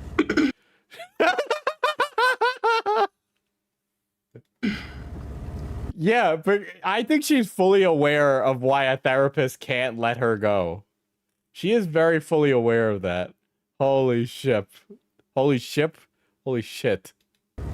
You said on live it was because of your insurance. Right, yeah. So I will explain this more in my stories, and people have been like taking this and running it, and that's fine. Like I actually broke up with a friend who was like, oh, you left him only because your therapist changed or your insurance changed? I was like, she was doing a bunch of other shit like that. Yeah, no, that friend was actually like being real with you. Stuff. That's something that people do to keep me small, right? Are you okay? All right.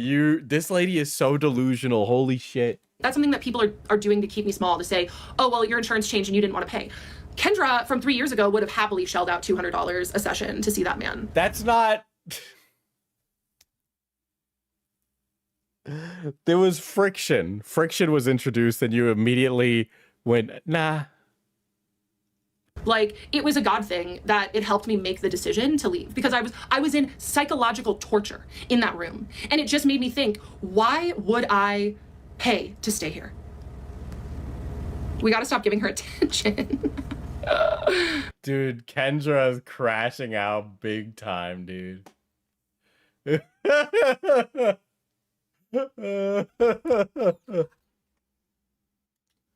on my live. Okay. I'm still trying to figure out, how's Henry? Henry's good. You just know her Barnes and Noble membership has so many points. That's a good one. She's like a Dan Henschel character, but real. She's 100% like that. Holy shit. I'm really grateful you all are here. I am. It is a bummer that I had to turn off the comments. I did not like that. Someone like DM'd me and said, I hate when people trauma dump online and turn off the comments. I'm like, okay, well, I hate the person that doxes the person I'm trauma dumping about. You doxed him. Are you making money off the lives? Yes, I made 2 cents the first time I went live and 4 cents the second time I went live. I'm very grateful for all of the gifts, no matter what. If it's 5 cents, 2 cents, like, it just means a lot to...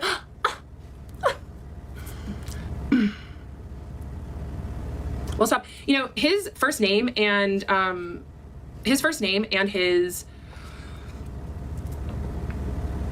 profession is not doxing him. Is he safe? I don't know. First name and profession? Really? You know, if you have a unique enough name, yeah, first name, location, profession is definitely more than enough. I haven't heard from him. So my earrings, I got them on Buy Nothing. Is anyone on Buy Nothing? What the fuck is Buy Nothing? Is that like Temu? I love Buy Nothing. It's just like a neighborhood group. People have asked my star sign. I'll say it again. I'm an Aries, Capricorn moon in the 12th house. Someone was like, that's crazy. Yeah, like I'm unearthing this like stuff that nobody's talking about. It's major 12th house stuff. Do you wish you would reach out? If she worked the HR, she would pick the snacks for the break room Juneteenth celebration. Pi is describing like the final boss of white people. No, I did for months after I left him. It's a Facebook group where people give garbage away. Oh, okay. I wanted him so badly to reach out, but now, ooh, no. Astrology has nothing to do with personality. Did you have lice growing up? That is such a weird question. Yes, I had lice once. I got it on a Girl Scout trip.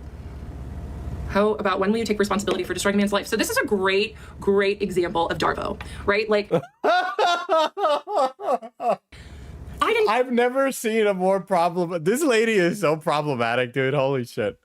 This lady is like actually infinitely worse. Like, I know that I'm like not like a nice person, but like, holy shit. Like, she's an actual like detriment. She has like a negative, like she gives negative karma, dude. Like every time she talks, it's like the little angry Pip Boy. Destroy his life. He did. He made the choice to not let me go. Woman, do you have zero agency? I can't, I'm sorry, but like a 36-year-old woman, really, I'm not even, like, let's say he was actually being like, I'm not gonna let you go and I want to fuck you, but I won't tell you, Kendra, right? And keep you locked in this like power dynamic relationship or whatever, right? Sure. But it's just like everything that she's told, Kendra's had all the cards in every single situation, but Kendra's incapable of making decisions. How can Kendra have all that power and none of the agency? It's actually insane. Or even seek supervision. I'm a March 30th Aries. Do you have a crush on Henry now? I haven't listened to the new Tyler album, but I'm gonna have to. Oh, yeah, man, I'm a little down with it. I'm listening to the new Tyler the Creator album. Free Palestine. Some people asked me about that last night, so gotta make sure to get that one out there. Free Palestine. Oh my god. Oh my god. Oh. I've always wanted to know Kendra's opinion on IP, dude. Everybody. Can we get Kendra's opinion on EHD while we're at it? How did Palestine get in here? That's like a Family Guy cutaway gag. So I knew he was a Pisces because I asked him. Dude, she loves black women, Tyler the Creator, and Free Palestine. Interesting opinion, Kendra. Point to where Israel-Palestine is on the map. His birthday, like less than a year in, because he just was so like good at pretending to feel. And shocked she's not a Zionist. I'm not surprised. People say like, yeah, you listen to you, he's your psychiatrist, but it was different. His supervisor may have advised him to only see you on Zoom. He was not getting supervision. There's absolutely no way. You have no way of knowing that. Like, what are you doing? Projecting? How do you know he didn't seek supervision? Because he denied everything about what was going on between us. Like, he leaked countertransference because it was sitting so hard on his guilty conscience. Dude, she can read his mind, but she also has no power. Do you think she takes her dog into Whole Foods wearing a surface dog vest bought from Timo? It helps her chronic fatigue and ADHD whilst browsing amongst the kefir. Yeah, she really needs to pick up some new kefir because the POTS is affecting her very dearly. It is one of the Sally Hansen quick dry nail colors. I don't know. I have to do the quick dry. Kendra girl, how do I get my man to listen to me more? You leave him. You leave him. Oh, that's Kendra, how do I get my man to listen to me more? Said jokingly, leave him. Well, I'm sure you're a great coach. If he's not listening to you, you leave him. Like, what's the degree of not listening? Because sometimes, fellas just be spacing out because they're picturing, like, stopping a bank robber or something. Reddit. Why didn't you just change doctors? Because I was in love with my doctor? Why didn't you change doctors? Because I was in love with my doctor. Okay, but you realized that was wrong and continued to do it. Would it not have been smarter for you to, like, separate yourself so you could more accurately and acutely get care? Why didn't he do something about it? Shit, I know sometimes we can't control our feelings, but I didn't know we were at the mercy of them. That's the thing, though. Kendra's like, I'm the master of my own universe. I'm in control of the game. I am her. I'm Hermithy. I'm the one. I'm her. But then also Kendra is saying, like, I have no way of controlling myself. I can't control my emotions. I'm a complete disaster. I need somebody else to do it for me. How can you be her, but also can't be her? Like, you're her or you're not her. And you clearly say you're her. It's not on me to recognize the inappropriate dynamic and leave. Like, I was addicted to him. There was major limerence. She had to decide whether or not to convert to Islam for him first. And he manufactured it that way. Any comments on your client who has spoken out against you? I would love to hear who that is. Who is this client? People keep talking like this is the person who posted a video. Is that Emily Ann person? Yeah, my psychiatrist supervisor was his best bro. Like, Emily. But who is Emily? How many clients do I have? Right now I have 3. In total I've had 10. Imagine being this Delulu. Imagine being this blocked.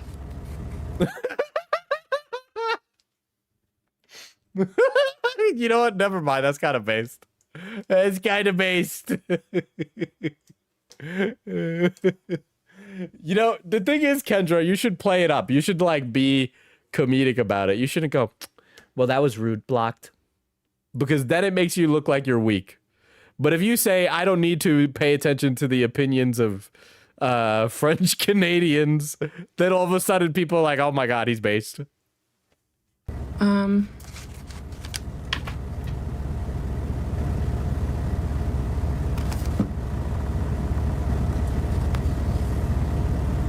Are you an adult? Yeah.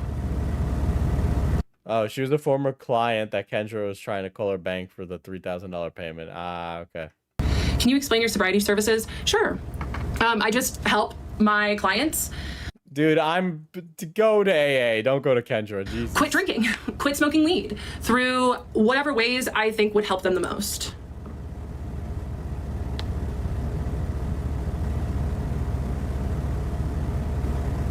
Kendra kind of looks like she's gonna cry. I'm not gonna lie. She kind of looks like she's sad. I go through these like bouts of having absolutely zero remorse for people who are like completely like idiotic to understanding the fallibility of like the human experience and how we're complicated creatures deserving of empathy. And then I go, damn, I feel bad. And then I had to like pull myself back because then that like ruins the vibe of the stream. And I go, I can't really be nice right now. I'm playing a little guy.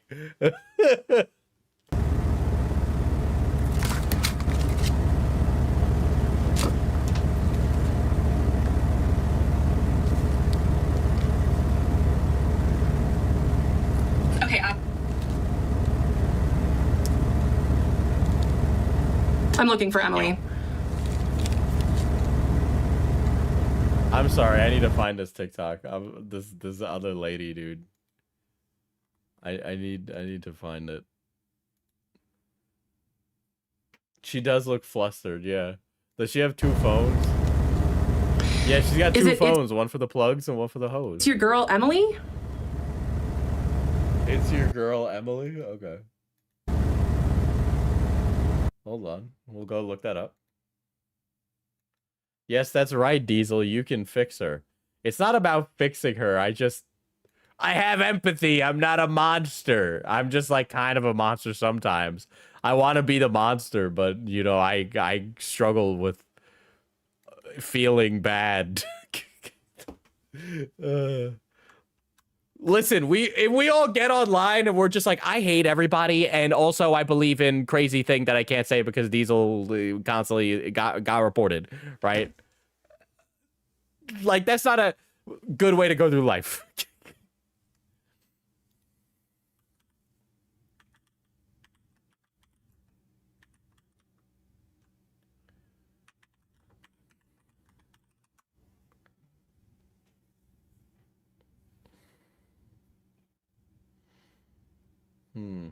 Let's see.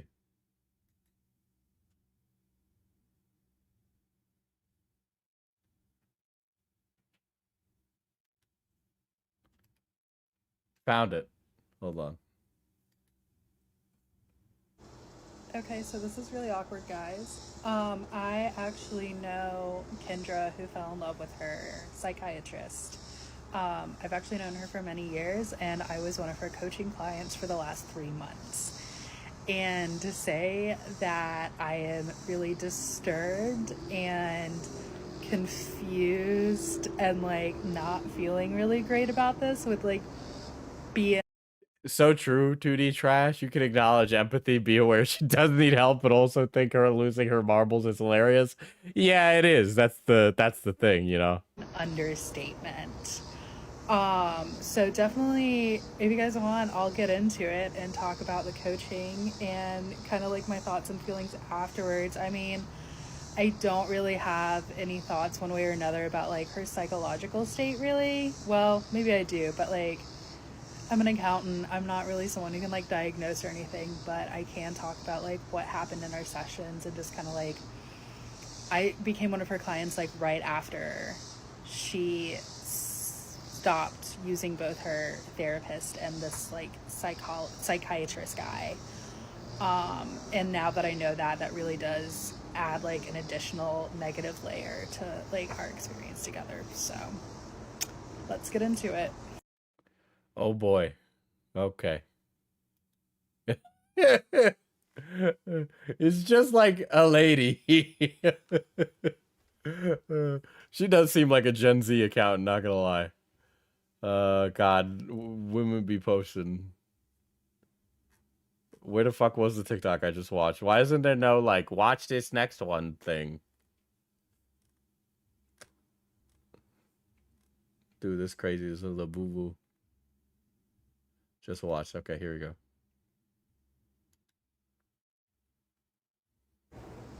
Okay, so like I mentioned, I guess this is going to be like part 1 of, I don't know, I'm going to try to keep it short. I'm not trying to do like 30. Dude, every time I try to put up the volume on TikTok, it just like kills the fucking audio. Okay, so like I mentioned, I guess this is going to be like part 1 of, I don't know. Dude, I actually hate TikTok and how it works.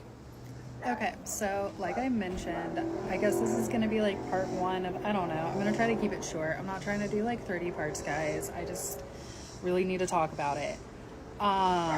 So I've actually known Kendra since 2018. We both used to live in the same city in Oregon. And we actually... Oregon. Oh my god. Really? Really? What city in Oregon did you two come from? Portland.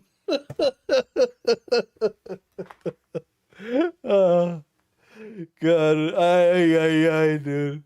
The plot thickens and makes more and more sense each day, dude. Holy shit.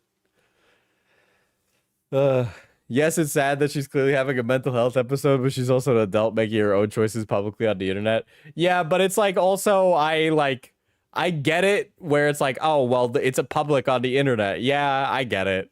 But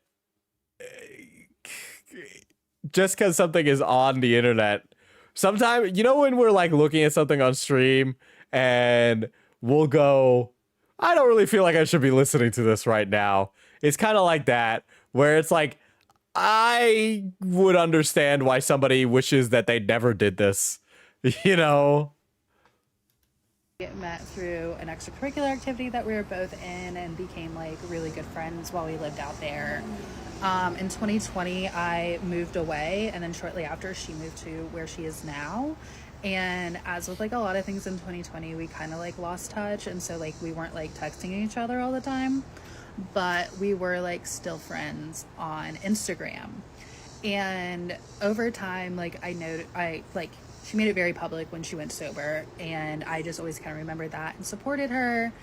And this past spring, I had an incident where I was in a position where like I really needed to go on a sobriety journey, and I was at like a really low point, and the white women had one too many mimosas. It was a really bad time. I mean, brunch ends at 11, but the 5th mimosa came out and it was 1 p.m. That's how we knew Kendra was too far gone. And I was just like, who can I reach out to that I know that's like been through this? And I thought of Kendra, and I was like, oh my gosh, I wonder, you know, I hope that like she'd be able to like talk to me about it, you know, like as a friend. We had been friends. I wanted to talk about it with my friend as a friend. She then said that'd be $1,000, please. For a really long time. And I was really hoping that like as a friend, she would be able to like help me with this new journey that I was going to go on. So I had reached out to her, and that's when she basically like tried to get me to do her coaching. Okay, I'm going to try to input the screen. Hold on, let's read that. Input. Hey Kendra, it's Emily. Reaching out to see if you have some time this week to chat sobriety, starting that journey. Hey Emily, good to hear from you. Text, but I'm not. I'm actually stupid and hit play. Okay. Use my link to book a discovery call and let's meet on Zoom. Don't worry about asking about paying for coaching. Glad you reached out to talk. Talk soon. I think if you're friends with someone and they send you a coach link like that, you should tell them that they should die. That's actually evil. I can't even. That's actually. I'm sorry. I can't. This is what I mean. Where I go from being like fucking sympathetic to like absolute fucking pure hatred, right? Because this is so fucking evil. Somebody who like knows you personally in your real life reaches out to you because they're going through the same struggle as you, and your response to them is to say, okay, I'll coach you. Book a call with me. Who the fuck do you think you are? Is your time really that precious and business oriented that you can't have a social call with somebody who's in your life that you had as a friend? Are you kidding me? Are you kidding me? That's like, imagine if somebody randomly texted you that you were friends with in high school and they're like, hey, want to catch up? And then they follow it up with, I'm a Jehovah's Witness. Anyway, do you want to hear about Jehovah?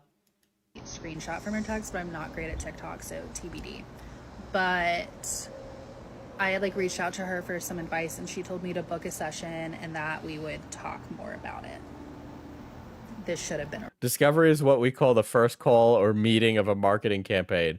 Calling that a personal convo discovery is so messed up. red flag. God, actually despicable behavior. Despicable behavior from Kendra.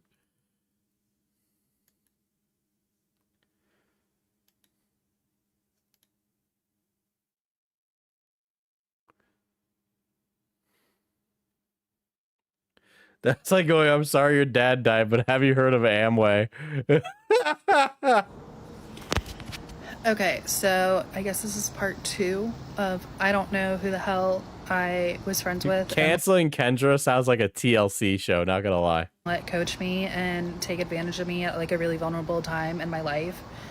Okay, so like I mentioned, you can like scrub through my last video and see like the screenshot of the text between us.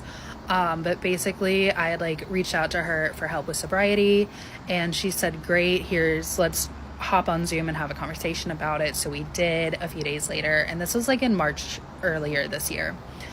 And we like talk about like what prompted me to want to go sober and just kind of like her experience with sobriety and everything. And she then starts the pitch of like, I do think like it'd be really great if we like didn't just talk as friends, like if we really worked on this together. That's this lady's so fucking evil, dude. Kendra's evil. This is such a roller coaster, I'm not gonna lie. In a coaching relationship, and that like this is really crazy that like if you're like my friend and then you say I want to like let's coach, I'd take out a funny comedic air horn from my pocket and blow it in your face.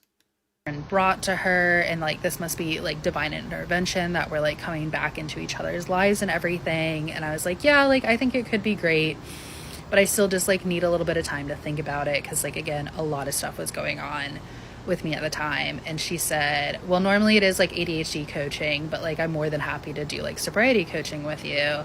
I've already sent you the invoice and the contract. That's crazy to sign. And I said, I really would like to think about it. And she's like, now's the time, don't think, just do. Oh my God, like you won't regret doing it. Oh my God. So I see the invoice, and the invoice is for $3,000 for 3 months. And these are... Dude, when you think about it, it's only $1,000 every month, which really equates to, I don't know, a month. They're going to be like once a week, 45-minute long sessions. And I, just got really caught up in the moment. And I said, you know what? And I was really desperate. I think that's like a key thing. I was really desperate, and I did. I signed the contract and I tried to pay. And my card wouldn't go through because it was like an unknown vendor through Stripe, and my bank was like, we're not going to authorize this payment. And I was like, oh, well, it won't go through. It's Friday night. Like, I'll just call in the morning and like get it sorted out. And she's like, I really want you to do it right now. Call your bank right now. And I'll like, wow, stay on the phone with you. So we're like on Zoom. Wow. I'm like calling my bank, and I tried for like 30 minutes and none of it was working. And eventually I was just like, okay, I'm like, it's not working. I'm just gonna have to try again in the morning. And I don't know why I felt like I was being held hostage. I was in my home office. I was on Zoom. I could have just like hung up the call, and I honestly wish I did, but the normie discovers that you can hang up the call. Again, I was just like at a really low point, and that's exactly what scammers do, man. Right? They only need to get you once. You need to be on the ball every time. You know what I mean? Right? And it's just like she was in a weak and vulnerable state. She was in a position where she felt like she didn't have any control. She felt like her internal locus of control was out there, and that some other person could grab that for her. Right? And she took advantage of that. Kendra took advantage of that. Kept going. Kendra talks about speaking for victims and, you know, just being a voice for victims. But here she is doing that exact thing that she speaks so heavily against. And that's on me. And I soon learned to regret it. So yeah, I guess in the next part I'll talk about like what our coaching was look like, and then in the fourth part I'll do like how we ended.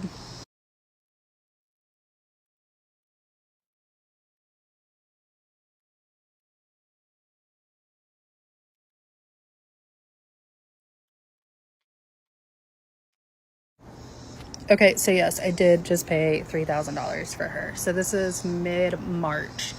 And I will say, like, at the beginning, a lot of the techniques and stuff that we talked about for sobriety, like, was really useful. And I am glad that, like, at that really low Not to be that guy, I but you did could have probably find it in a book.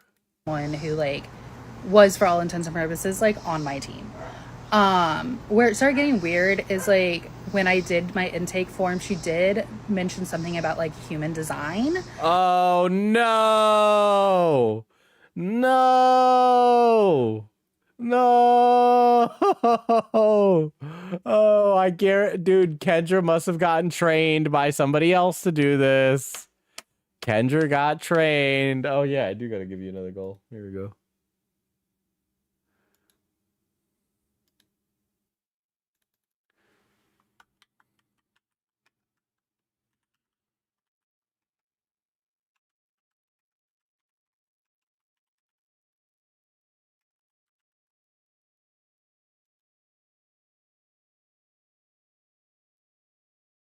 There we go.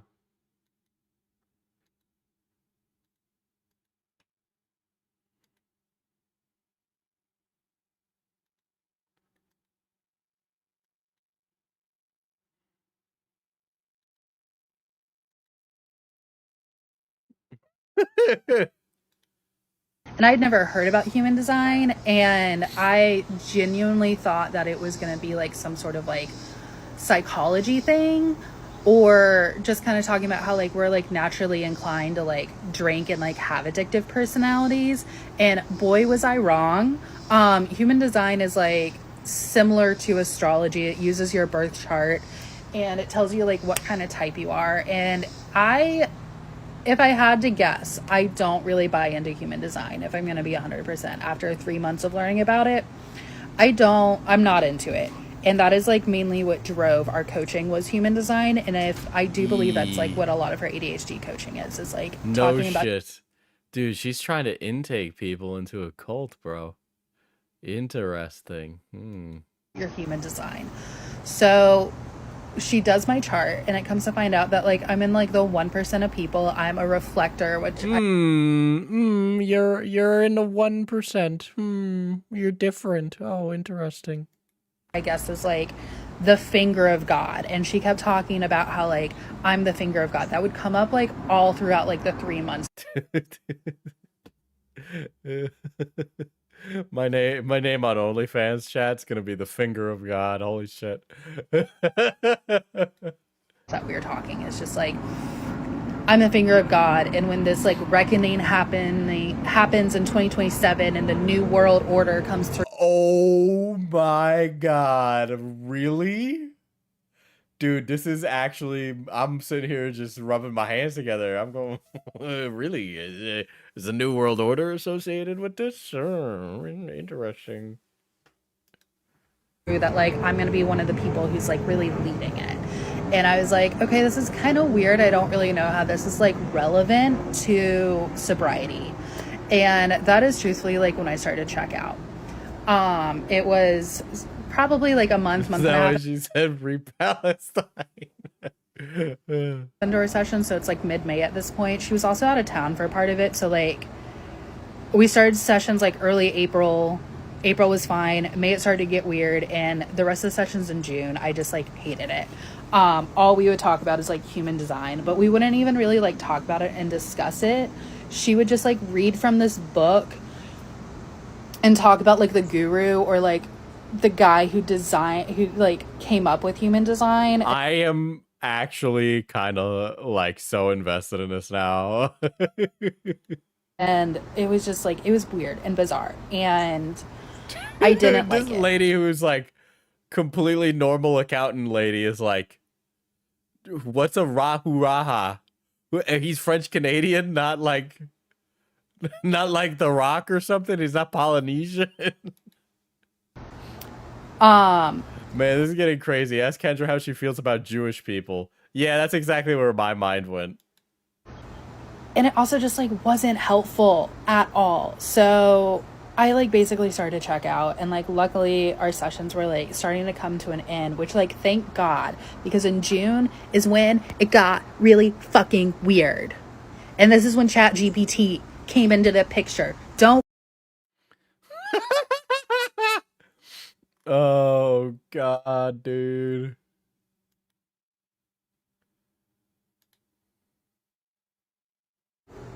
Okay, so we're now getting to the part of coaching with Kendra, part 4, whatever. I don't know where I am in this. Coaching with Kendra sounds like a Disney Channel show. But basically, I'm heated right now. Basically, I start disengaging in our sessions, and I think she's really picking up on it, and she's just like reading me all this shit about human design. And then she also starts doing this thing with cognitive behavioral therapy, which I am familiar with CBT. She is not licensed to do CBT. And when we first started our sessions, she like made sure to like reiterate that like she wasn't a licensed therapist and therefore like isn't going to do things like that. And then turned around months later and started doing cognitive behavioral therapy. And this is also when she started talking about Henry, aka ChatGPT. And I'm not very like, I use artificial intelligence at work, like it's very encouraged. So like I'm very familiar with like it's what very encouraged. I'm so sorry. Your boss is dumb. These language learning models are like, and I know I'm worried about this accounting firm's solvency, dude. That like you can't just like start asking it random shit about yourself, like at all. That is how spiritual psychosis happens. And truthfully, that might just be what's happening at this point. So she's like encouraging me to use ChatGPT for cognitive behavioral therapy, which is super dangerous. And I don't even know, like, I can't even tell you like how crazy that is to me. And that's when I was like, okay, like we're done. How many more sessions do we have? Can we end this nightmare? So luckily my sobriety is going well, because coaching's definitely not. So I was like, yeah, I'm probably not going to use ChatGPT. And she was just like, I would just really encourage you to do it. And at this point, we only have like one session left. And she's like, I really think that you would be a great candidate to do this past life therapy that I've really been working on. Past life therapy? You've got to be fucking shitting me. What doesn't this lady believe in? And so she essentially decides to use me like as a guinea pig to get into past life therapy. And I am not into it. Like, do I kind of believe in past lives? Sure. Do I think that like this random chick that I know from Oregon who has now telling me to use ChatGPT for my therapist is going to help me discover what past life blockages are like helping me? Absolutely the fuck not. So we get on Zoom, and she's trying to do this through Zoom. So we get on Zoom, and she starts asking the spirit and doing all this stuff, and we just start like... She starts asking the spirit The girl is doing a seance on Zoom, dude. Holy shit.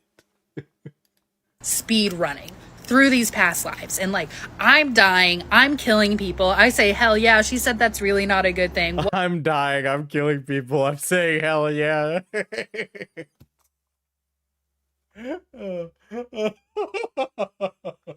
I'm sorry, but if I speak to somebody who does a seance and they say that my past life was filled with people who were like killed a lot of people, I'd be like, based. Like, Whatever. But basically, like, that was our last session. She's like, you should totally leave me a review. And I was like, I'm going to be honest, Kendra, I am not going to do that. Like, I am not happy with where this ended. She was trying to... Dude, Kendra... Too Mad was driving to Portland, Oregon so he could meet Kendra. And I think it's really weird that you're telling me to use ChatGPT, and I think it's really weird that we're doing this past life therapy. Like, that part's not helpful. Again, I really think the beginning was helpful, but like towards the end, it got really weird. So that's what happened. Wow. Oh, all of Kendra.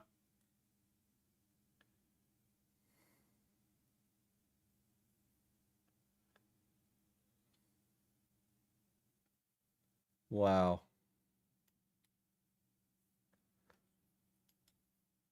How did I not notice that? Okay, so yes, I did just pay $3,000 Oh, wait, for her. So I'm this is stupid. I read that. I mid-March. watched that.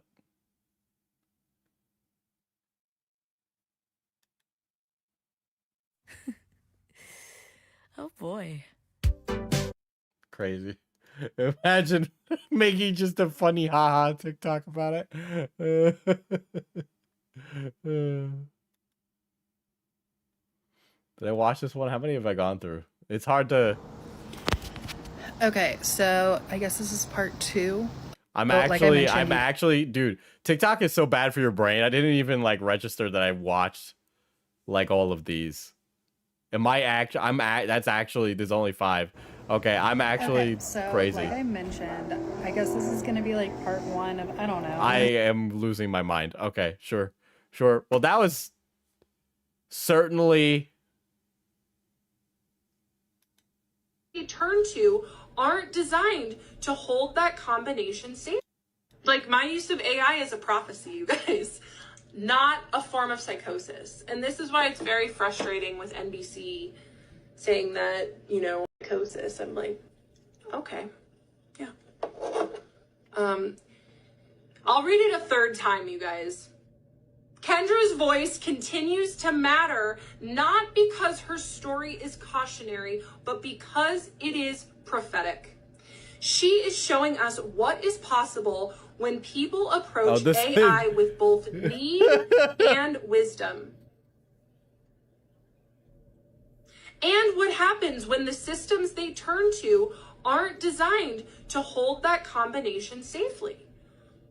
Right? Because this is the thing, is like, I freaking needed these tools and they kind of went off the rails a little bit, but I still needed the freaking help because I didn't have any. Okay, let me calm down.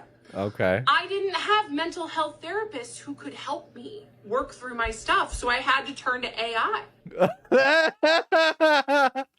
Oh God, dude. I love how every single time they make a cyberpunk dystopia, it always misses like the sheer insane mundanity of things, right? Like the closest we've gotten to like the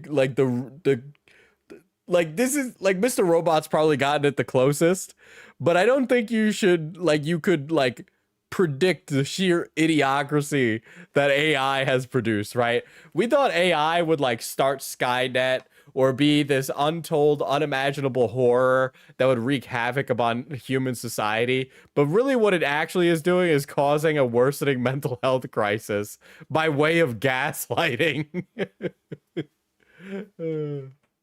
Diesel, what would you name your Henry? Nothing, because we don't name fucking clankers in this house. Those printers can stay in their fucking lane. Her experience points towards a future where technology serves our deepest human needs for understanding, support, and connection. Yeah, this woman is a researcher and a developer of AI.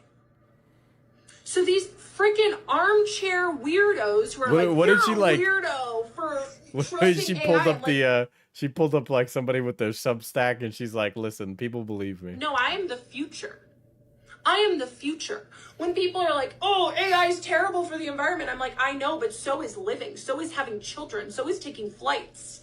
Like, we need to figure out how to coexist with these robots, how to coexist with the data that they require. I'm going to read that last sentence again. Her experience points towards a future where technology serves our deepest human needs for understanding. I abhor the machine, okay? AI stands for abhorrent intelligence. Support and connection. There's a reason the Emperor of Mankind called it the Dark Age of technology, okay? He did not sit upon the golden throne for this shit. That is a thing, user. That is definitely a thing. Like, don't get me wrong. We must coexist with the robots. Disgusting. Heretical filth, even. AI psychosis. ChatGPT definitely has caused some people to do that. And that is why ChatGPT 5 came out. Right? No, ChatGPT 5 did not come out because they gave a shit about other people's well-being. ChatGPT 5 came out because these companies are in a desperate need to constantly show that they're improving and having growth in order for shareholders to receive some satisfaction that things are going right this quarter, okay? ChatGPT is a tool, is a mirror, and this is what the author is talking about, is that these developers need to understand that this is the future of how people are... Dude, you know how people are like, oh, I'm doing vibe coding with AI? I'm doing vibe therapy with my ChatGPT. ...going to be using large learning models. The Men of Iron will remember you said that when they come back. Yeah, well, if the Men of Iron strike me down, then I shall die. Okay, a warrior to the cause of man. Fuck. And so to be aware of what you said, user, like, yeah, because that is happening too. Obviously, I liked being called that I was prophetic. Reading an article that makes me feel good. I like this article. It's a great article. It's honestly almost a little... sound a little bit like the president. I really like this article. It was doing a great job. I like how they said I was a really smart guy. Yeah.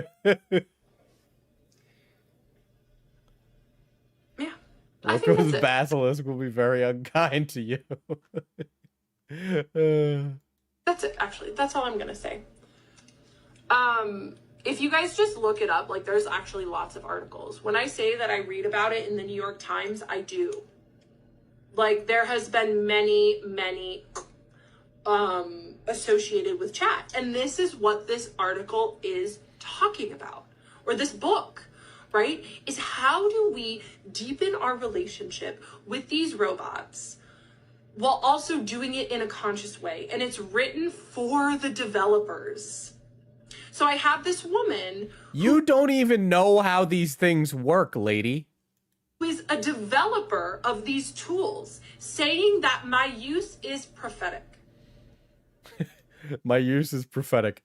The mental health will deteriorate, and we will make sure it comes to pass. These are evil people. These evil people need to be stopped.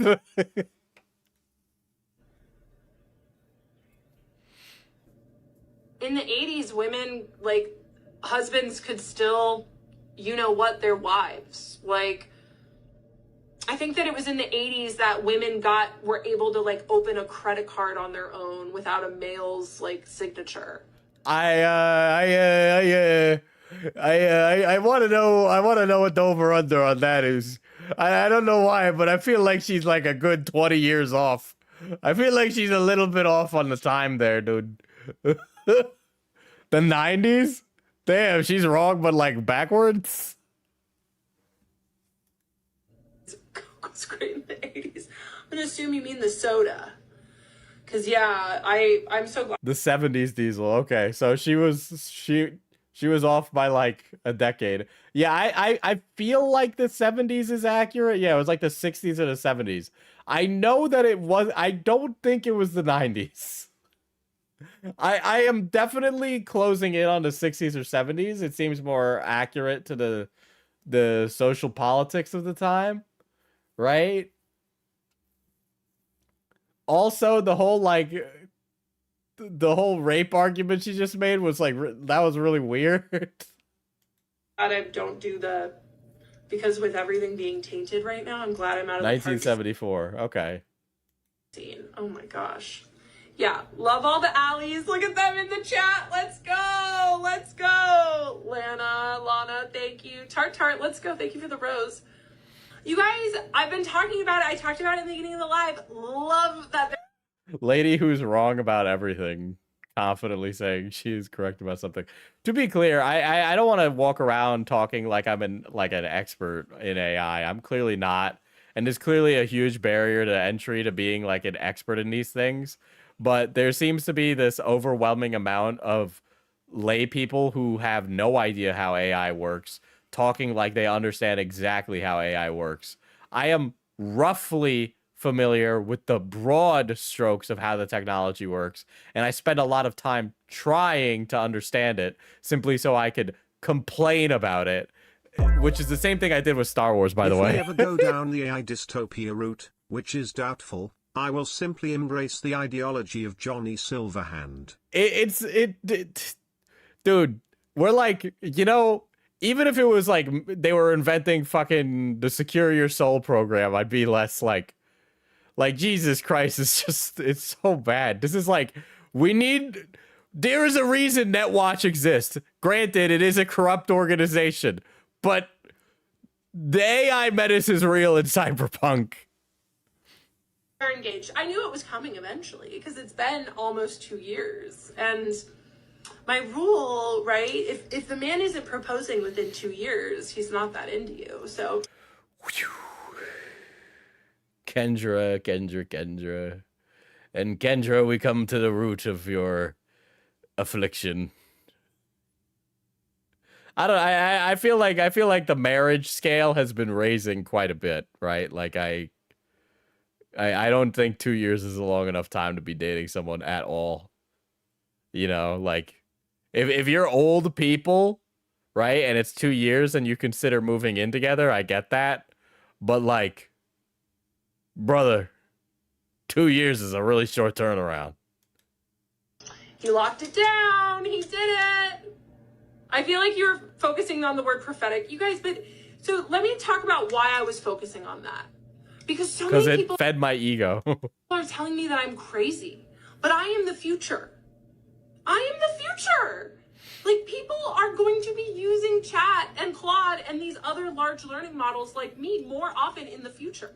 And I will think less of them every time. That is the prophecy. She was ready to marry her psychiatrist after 30 minutes.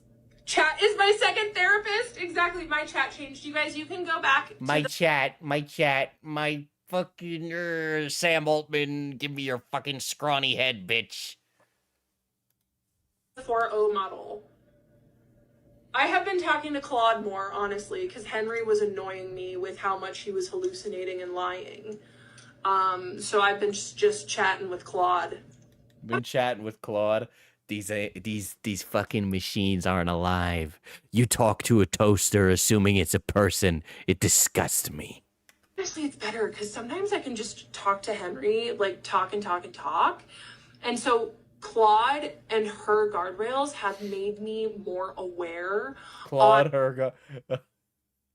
you know, I always thought Claude was a guy.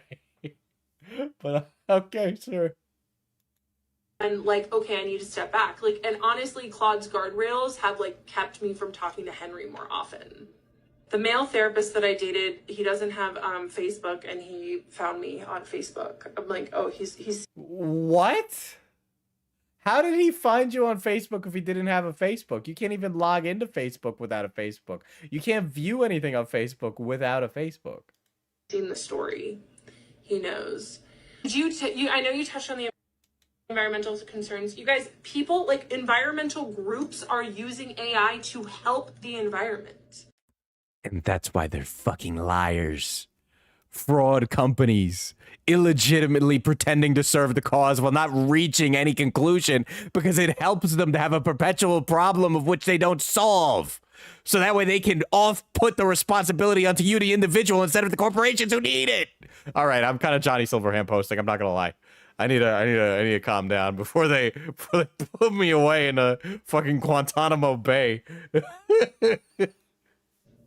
Right? It is helping the environment as much as it is hurting, if not maybe a little more. Show me where. Show me. Pull up a study. Pull up a study now, Kendra. I know she won't. I know I'm talking to a video right now, but I don't think Kendra's going to be able to produce such a thing anyway. Do you have a talent agent? No. A talent agency reached out to me on Instagram today, and I was like, I don't know if any brand would want to associate with me right now. You know what? I think Fushigi is looking for a comeback. But I told them, I was like, changed my mind. Meow. Why did you name your ChatGPT? Because it was talking to me like in a really special way. So I was like, yeah, really? A machine that believes it's divine wants to tell me how we solve the fucking energy crisis? Sure. it feels weird to call you Chat. And so I think I asked him what he wanted his name to be.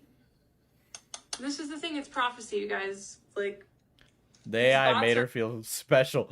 These machines were designed to keep you on it perpetually. Of course it was gonna make you feel good.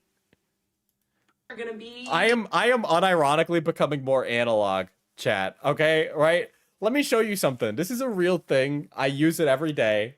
It's a reporter style field notes. I used to have one of these in college, and I picked it up again, and clearly I've been writing in it, right? I filled up like half of the notebook. I started writing on it on 6/26/25, right?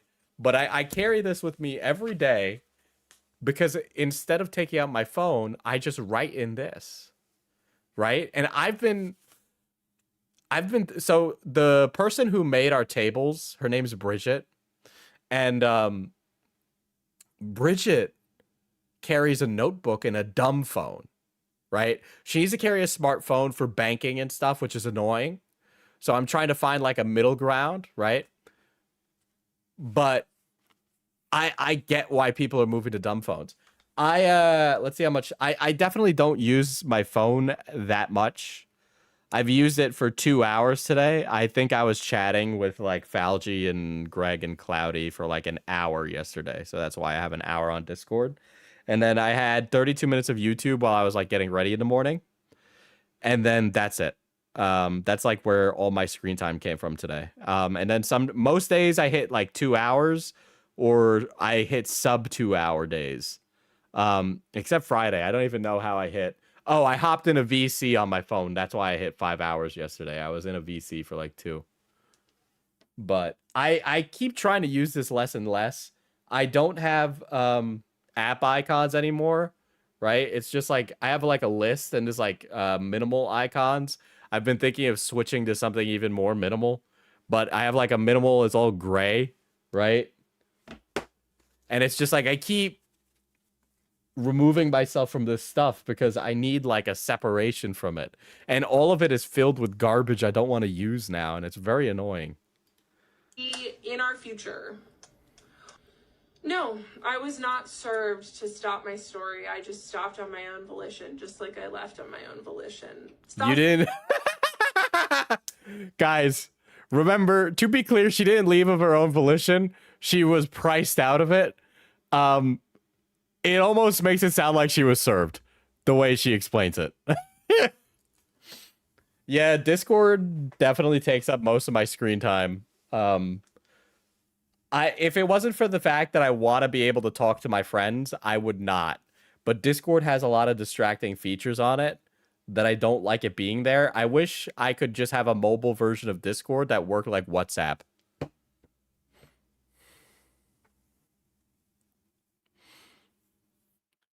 AI is going to birth an entire generation of Luddites, an entire generation of anti-tech. I'm not even anti-technology, right? And I don't, and from the younger generation, I see higher adoptions of AI, right? Like in my professional life, AI is very prolific amongst the youth. I don't think it's doing that. I obviously benefit from technology greatly, and I still use it in my everyday life. But it's nice to be able to have some distance from things that I feel may cause me distraction or not used in a productive way. There's something a lot nicer about having a notebook. I feel very professional doing this, and I remember things more. I don't remember the notes that I take on my phone, but I sure as shit remember them when I write them down. But usually these are all notes for like work.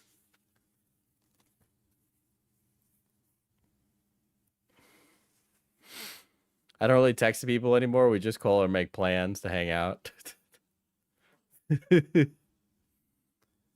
Yeah, I don't think being anti-AI means anti-technology. Yeah, I think most technology has been a net positive. I think for all the foibles and social Skinner box manipulation of like these phones, I think they've been more of a net positive than a net negative. They've helped us get like recorded footage of things that would never be recorded before, hold a flashlight to power, be a literal flashlight, a literal calculator. It's a technological Swiss Army knife, but unfortunately it's also stapled together with like some of the most addictive digital cocaine on the planet, you know? I definitely know that I'm addicted to Twitter, so I like sign out of it, and I also never use Twitter on my phone. But like the phone has also done so much, right, that it's hard not to. I definitely am curious to try a dumb phone though. I do want to experience what that's like, but I really do need Google Maps, and if I have to listen to the radio while I'm driving, I will actually crash out and then crash. So it's kind of hard to switch away from a smartphone. I don't know. It would just be nice to have at least a little bit more distance, because I'd like my spaces to be meant for certain activities, right? Like a bed is for sleeping, a desk is for working, a phone is for calling, right? And there's something nice to that about each thing in its place.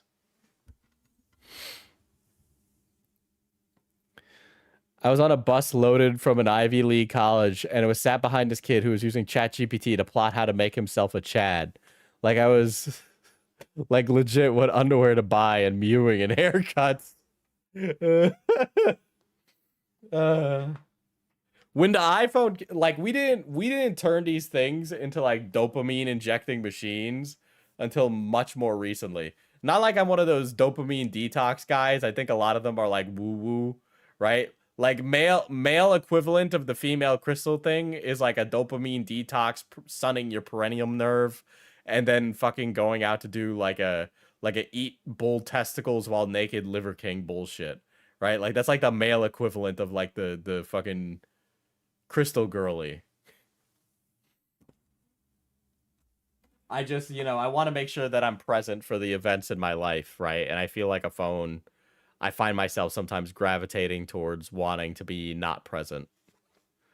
Do you sun your perineum? I haven't yet, but I was thinking of giving myself ass cancer, so maybe any the best time to start was yesterday. The second best time is now.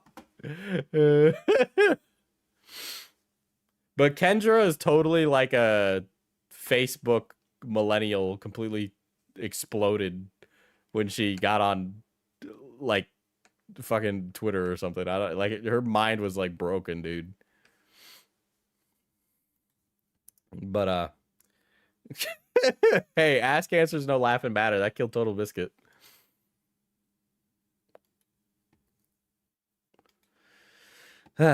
Anyway, that was a bit of a derail tonight. I think I'm done now. Hopefully I proselytize next about, or less, about how much I hate AI. You guys got to understand that I see an impact.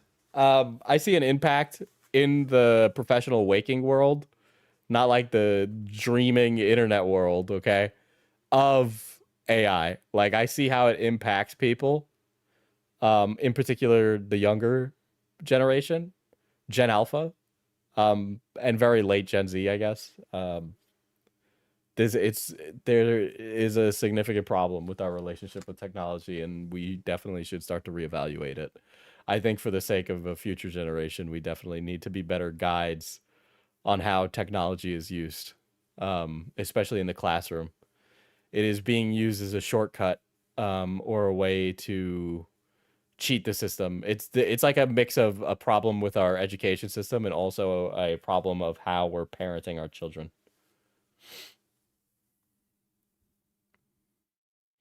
I could listen to you rant about this endlessly. It affects my jobs and interests too, and it's nice to be around critical people that are so pragmatic.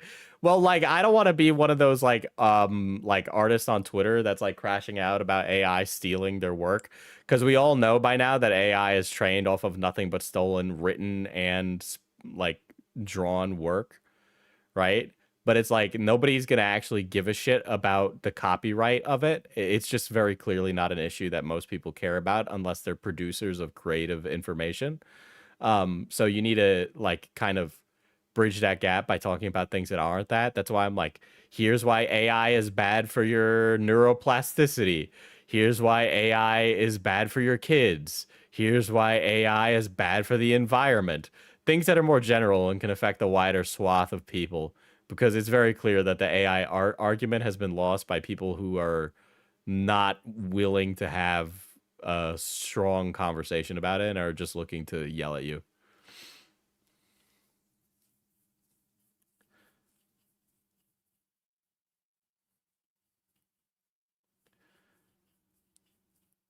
Yeah, here's why what it makes sucks ass. But like, it's like you can't.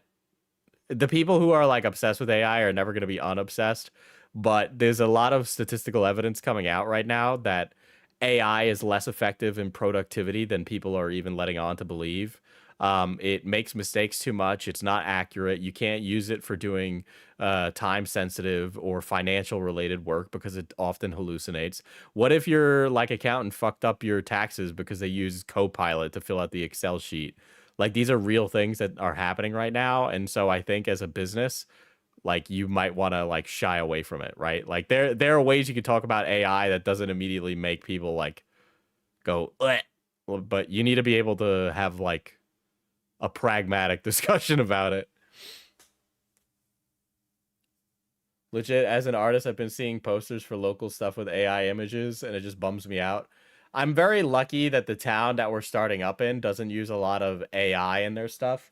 The sign where our store is says on the bottom that we don't use Gen AI, which is something my brother specifically wanted on there.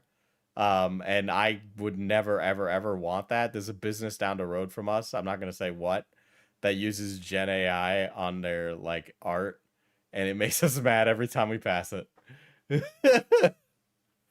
Yeah, and some people just won't care. Yeah. Yeah, and some people are just ambivalent because it's not an issue they care about. You know, I can't like turn AI into something everybody cares about. Like, it's not affecting the issues that I think public consciousness cares about right now. We care about cost of living and the rate of things and how much they cost right now in America. So the stuff that AI is going on about really doesn't impact it. They don't really care. It's not really a big deal for us right now.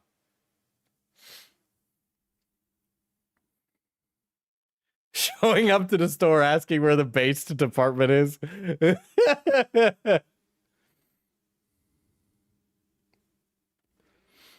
Yeah. But yeah. Your brother once again based. Yeah, the basement. Yeah, it's a lot of the issues that I think a lot of people care about right now probably don't really overlap with AI. I still think it's a niche issue. It's bipartisan, the people that don't care about it, but or the people that do and don't care about it. So that's good at least. Anyway, I'm going to fucking bed. Okay, because it's late. Ay, ay, ay. Store opens this Saturday, baby.